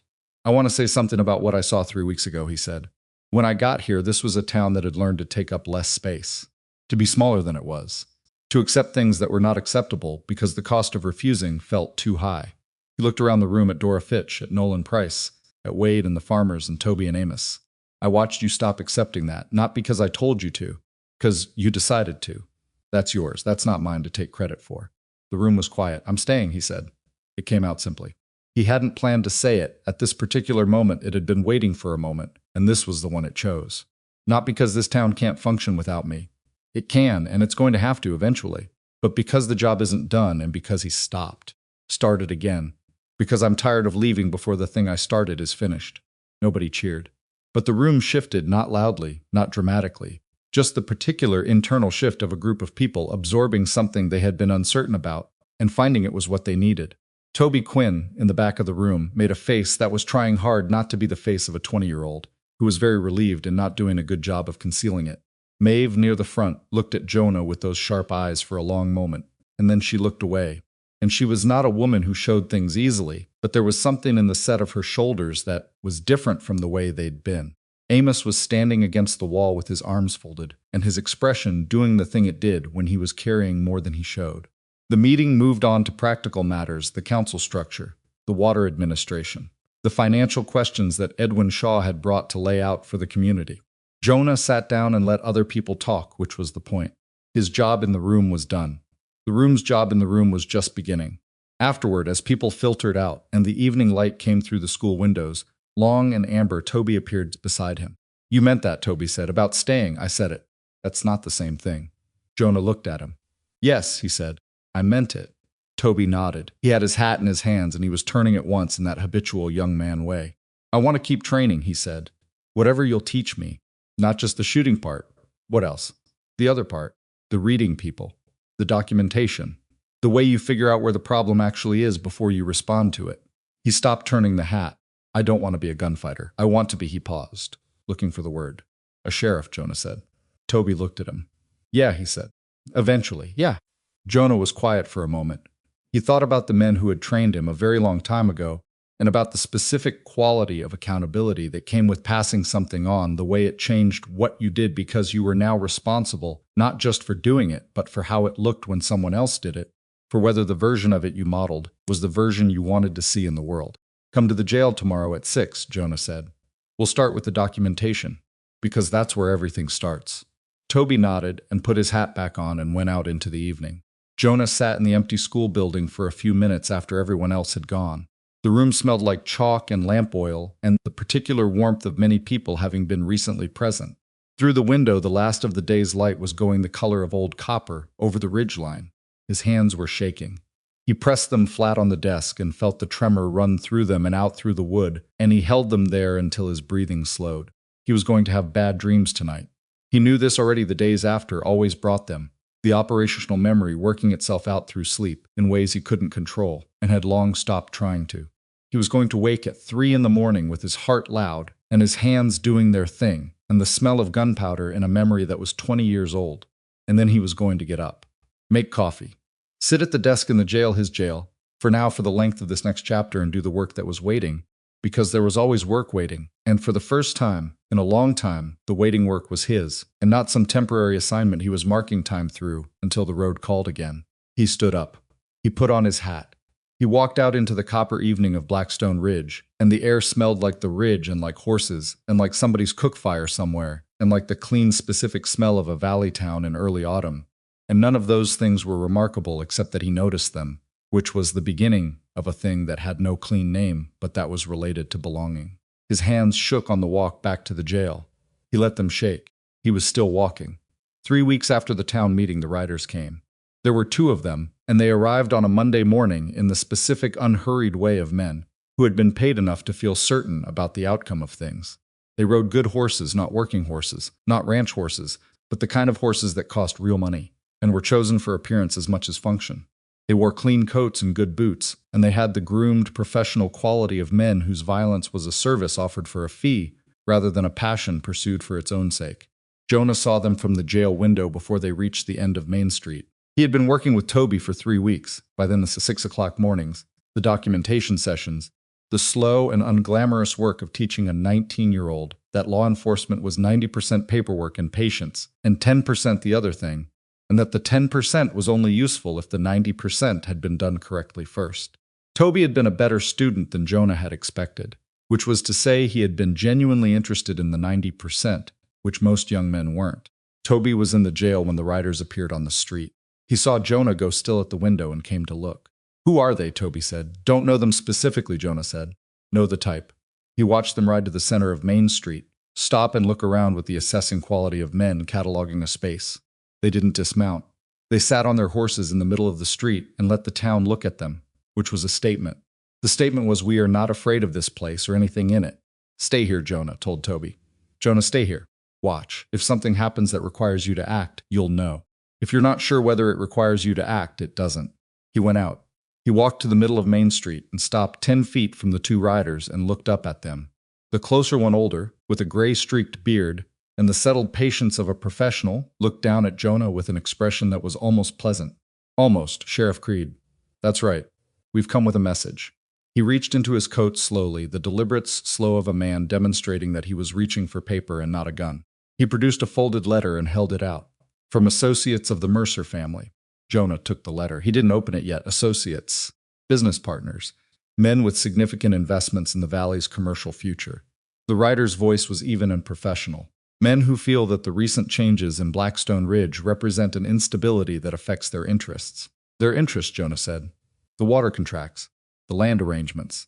Things that were structured to provide certain returns and have been restructured without their input.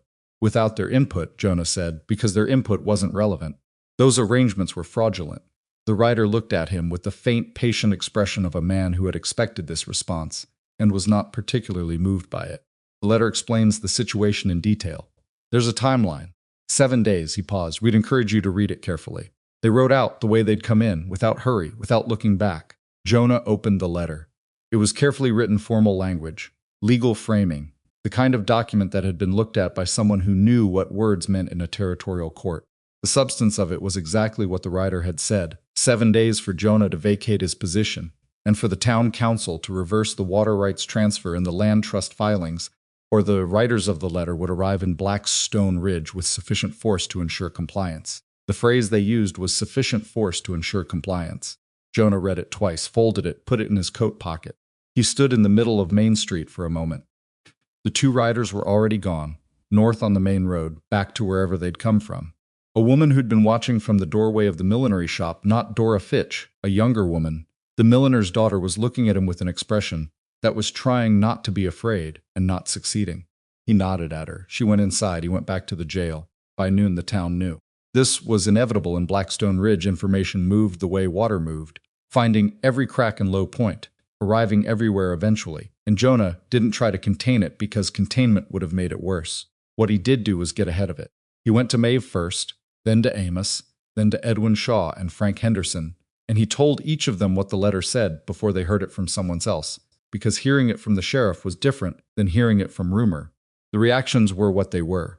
Shaw went pale and then controlled himself with visible effort and asked practical questions about the legal standing of the letter, which Jonah answered as precisely as he could, which was, the letter had no legal standing in itself, but the threat behind it was real, and the people behind it were real, and the fact that they had associates who could hire professional men to deliver correspondence meant they could almost certainly hire professional men to do other things. Frank Henderson's reaction was simpler and harder to manage. He sat in Jonah's office and was very still for about 30 seconds, and then he said, "How many?" "I don't know yet," Jonah said. "More than 25? Possibly." Frank was quiet. "My family just went back to the land," he said. "We just started rebuilding. I know we can't do this again." He said it without self-pity, just as a statement of material fact. "There's a limit to what people can rebuild from. We're at it." "I know that too," Jonah said. "That's why I'm not planning to fight them the same way." Frank looked at him. "What's the plan?" "Give me 2 days," Jonah said. The fear came back into the town, like weather coming in. You could feel it before it arrived fully, in the way people moved and the conversations that stopped when someone new entered a room, and the quality of silence on Main Street in the evening. It was not the same fear as before.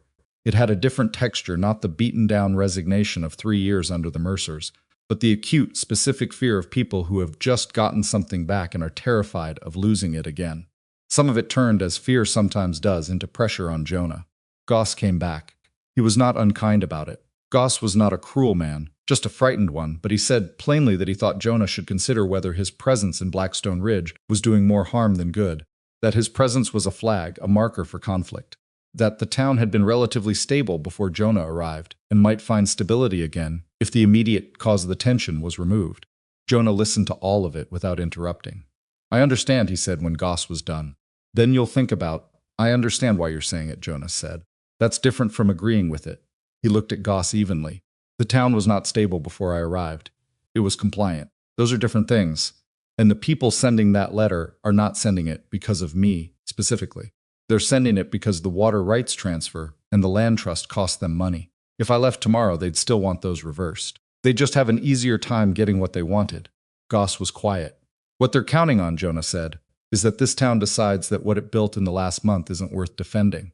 That's the actual bet they're making. Not that they can beat me, that you'll give up before it comes to that." Goss left. He didn't come back.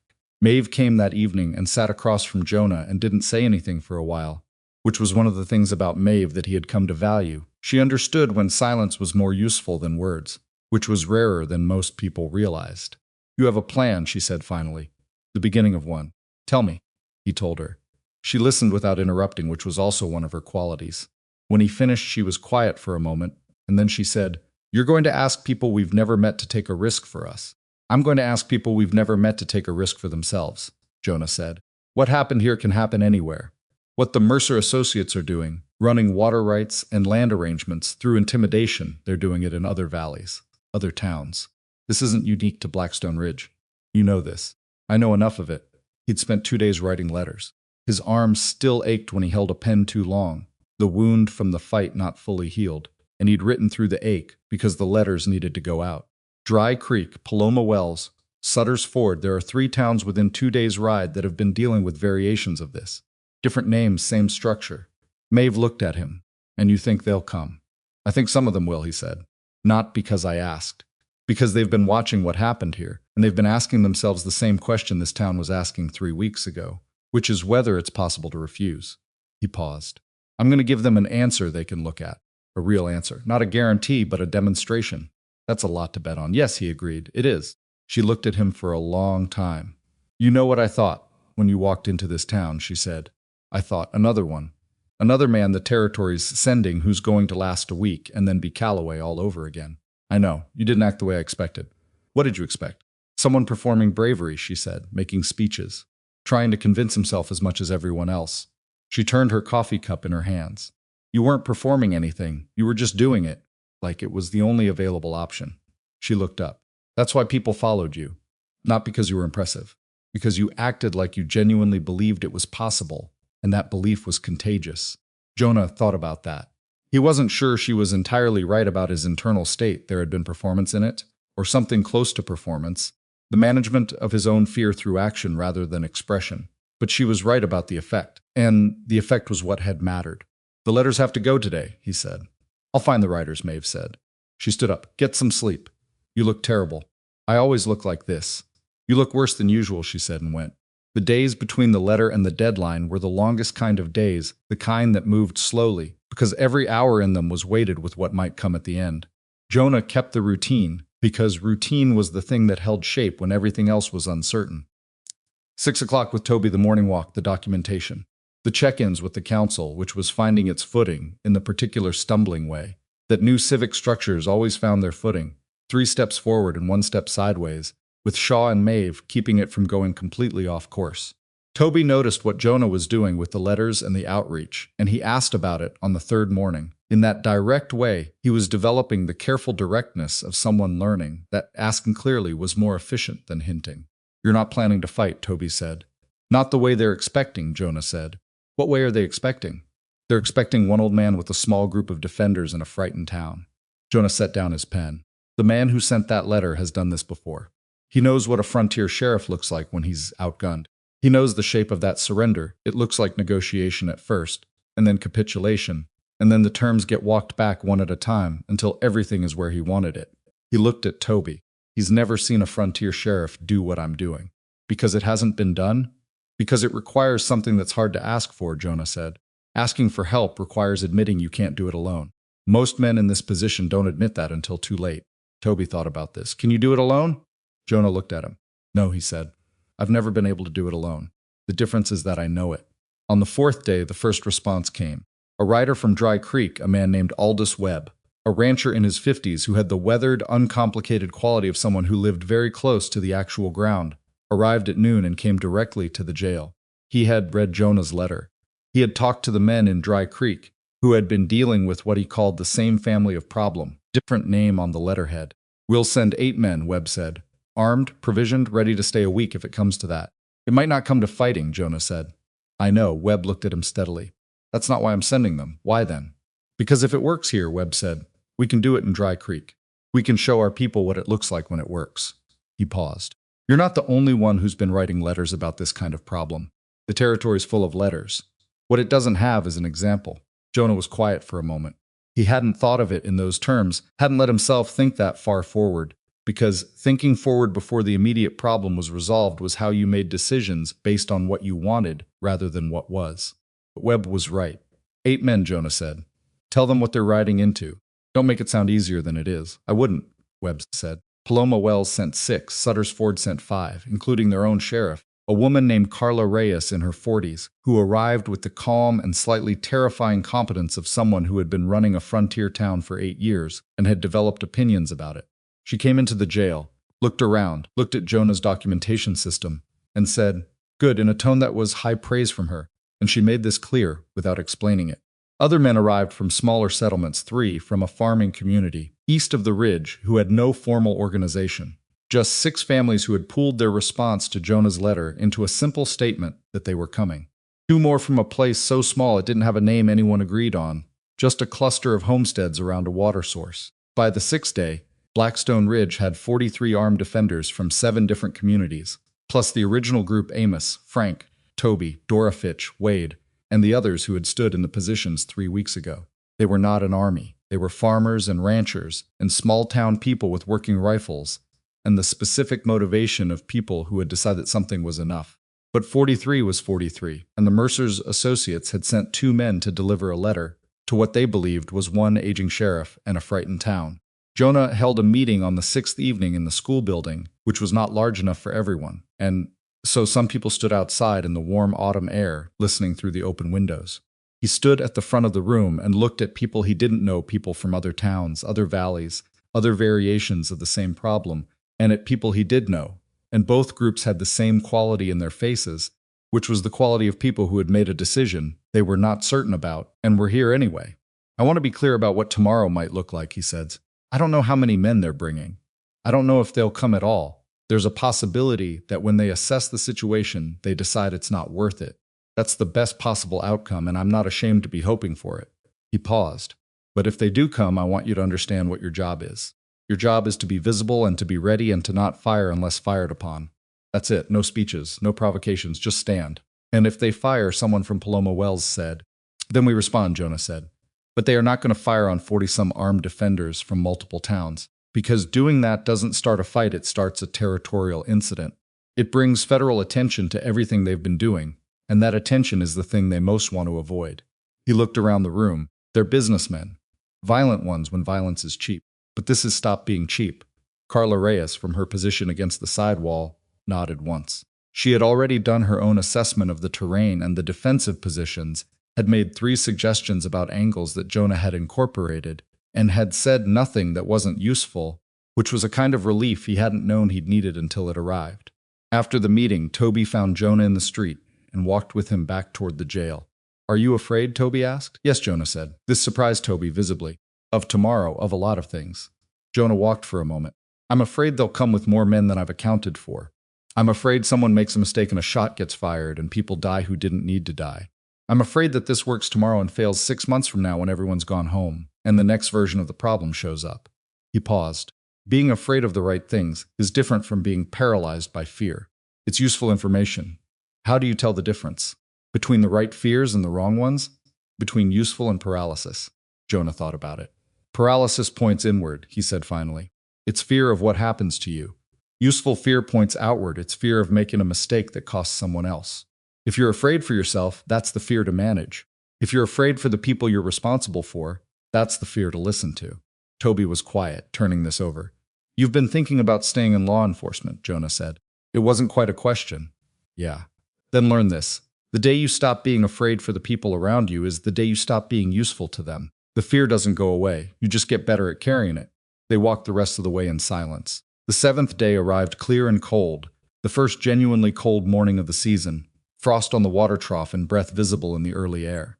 Jonah was awake at 4:30 and dressed and at the desk by 5, going over nothing in particular, just sitting with the day. The defenders had been briefed the night before on positions, on signals, on what constituted a trigger and what didn't.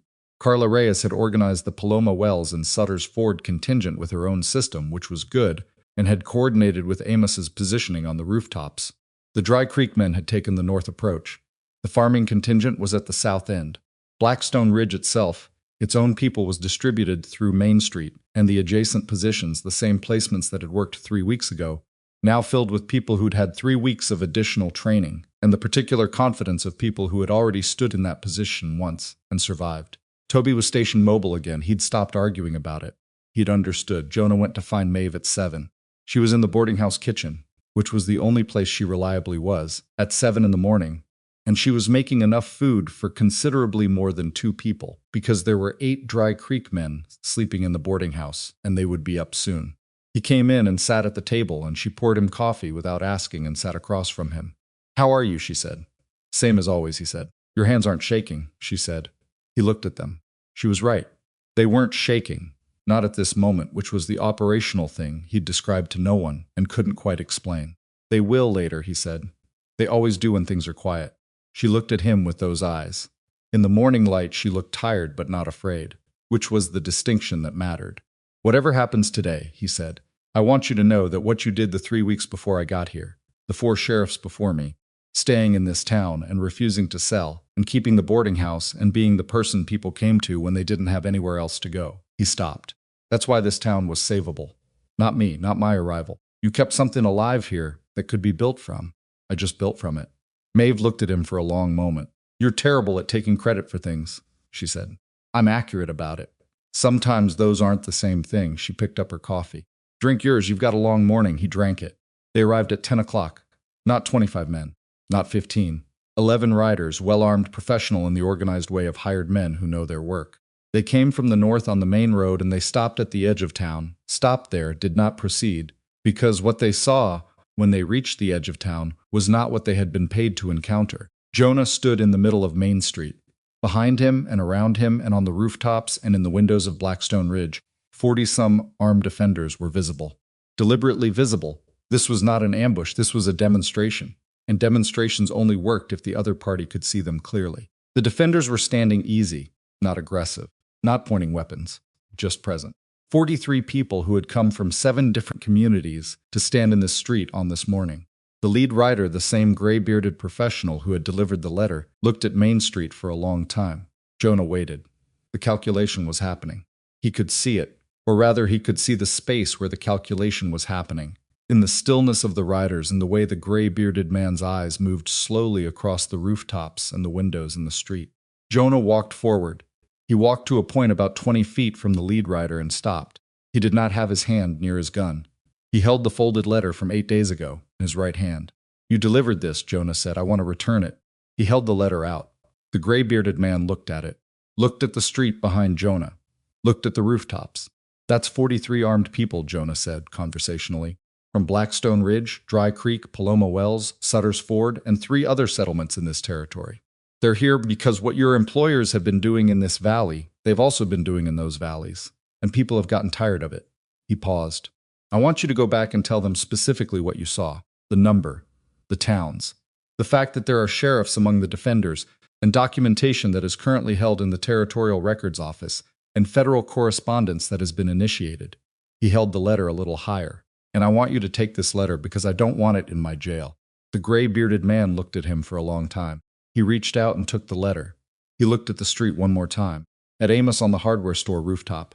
At Carla Reyes, visible in the door of the feed store with a rifle at her side. At the Dry Creek men at the north end. At 43 visible reasons why what his employers wanted was no longer cheap. He turned his horse. He said something to the riders behind him, too quiet to carry, and they turned with him. 11 horses rode north out of Blackstone Ridge. They did not fire a single shot. Jonah stood in the middle of Main Street and watched them go until they were past the point where the road bent around the ridge and disappeared. He turned around. 40-some faces looking at him from the street and the windows and the rooftops. He didn't make a speech. He just nodded.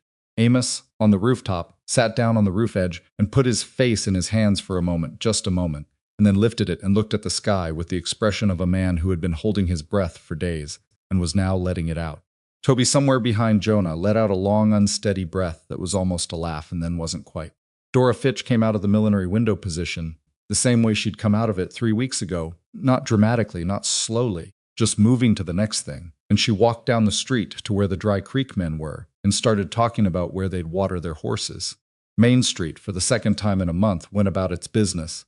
The days that followed had a quality that Jonah hadn't experienced in a very long time and didn't have a precise name for. The best he could do was call it the opposite of dread, the specific feeling of a morning, arriving without the weight of an unresolved threat underneath it. It was not comfortable exactly. He had been carrying dread for so long that its absence felt strange, like a physical thing that had been removed, leaving a tenderness in the place it had been. Carla Reyes stayed for 3 days before riding back to Sutter's Ford. On her last morning she came to the jail and sat across from Jonah, and they talked, really talked. For the first time since she'd arrived, about how she'd built the defense structure in Sutter's Ford, about the specific problems of frontier law enforcement without adequate territorial support, about the kind of people who were drawn to this work, and whether you could train them or only find them. You're training that boy, she said, meaning Toby. Trying, he's going to be good, she said. Not yet. But in 4 or 5 years, if he doesn't get himself killed doing something impatient first. I'm working on the impatient part. Work faster, she said, without particular warmth but without unkindness. The territory needs people like him more than it needs you or me. We're already formed. He's still formable. This was the truest and most useful thing anyone said to Jonah in that period, and he thought about it for days afterward. Aldous Webb from Dry Creek came to say goodbye on the same morning. He was more demonstrative than Carla Reyes, not effusive, but human about it. shaking Jonah's hand and holding it for a moment and saying, "What you did here is going to matter, in places you'll never know about." Jonah thanked him and meant it, and watched him ride north with his 8 men and felt the specific weight of what Webb had said settling into the back of his mind where he kept things that required more time than he currently had to understand properly. The territorial proceeding against the Mercer brothers was scheduled for late November, 6 weeks out. Shaw had received the official summons and had prepared a document package that was, in Jonah's assessment, thorough enough to survive whatever legal challenge the brothers' eventual attorney managed to construct.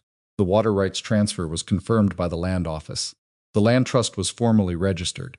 The Mercer ranch, the core parcel that had been legitimately their father's, was in the brothers' name still, but with encumbrances that would take years to clear, and the manager who'd been running it in the brothers' absence had come to the town council asking about arrangements for the coming season, which Jonah read as a practical acknowledgement that the situation had changed permanently. He wrote a report for the territorial office that was 37 pages long. He wrote it in longhand, which took 4 days, and Toby sat with him through some of it, reading drafts, asking questions that were useful and occasionally pointed. And Jonah thought, not for the first time, about Carla Reyes's observation. He's still formidable. The question that Jonah had been sitting with since that morning, the one about what you did with what you were, had not fully resolved. He didn't think it would. Some questions were structural rather than answerable, which was a thing he'd spent years being impatient about, and was slowly becoming less impatient about. What he knew was this: the man who had come through the Mercer formation on Main Street was part of him and always would be. The part that was precise and operational and without hesitation in the moment that did not go away because you wanted it to. It was trained into him across decades, and it was as much a part of his structure as the tremor in his hands, or the badly healed cheekbone, or the cracked pocket watch he still kept in the desk drawer. What he also knew was that it was not all of him. There was the part that sat at the desk at 6 in the morning with a 19-year-old who was learning to read the difference between a territorial complaint and a civil matter. There was the part that had written 37 pages of documentation so that 3 men who had terrorized a valley would face something consequential and real rather than sliding away from it. There was the part that had asked for help, had genuinely asked, without the performance of not needing it, and received it from people he hadn't met yet. There was the part that had coffee with Maeve Hollis on mornings when the world was quiet, and neither of them needed to fill the time with anything. He thought a lot about what it meant to stay. Not abstractly, he had already made that decision and said it in public, and he was not a man who said things he didn't mean. But specifically, what it looked like in practice day to day, to be a person who was in a place rather than passing through it. He had been passing through places for so long that the muscles for the other thing had atrophied. He was building them back. It was slow, and sometimes he noticed the absence of the road with something that was close to missing it, and then he noticed that the absence of the road was also the presence of something else, and that something else was harder to name, but not harder to value. One evening in late October, maybe 5 weeks after the riders had turned their horses north and left without firing a shot, Jonah found himself at the east edge of town at sunset with Toby. Doing nothing in particular, they had walked out there after the day's work without a specific reason, the way people walk when the day has been long, and the walking is its own purpose.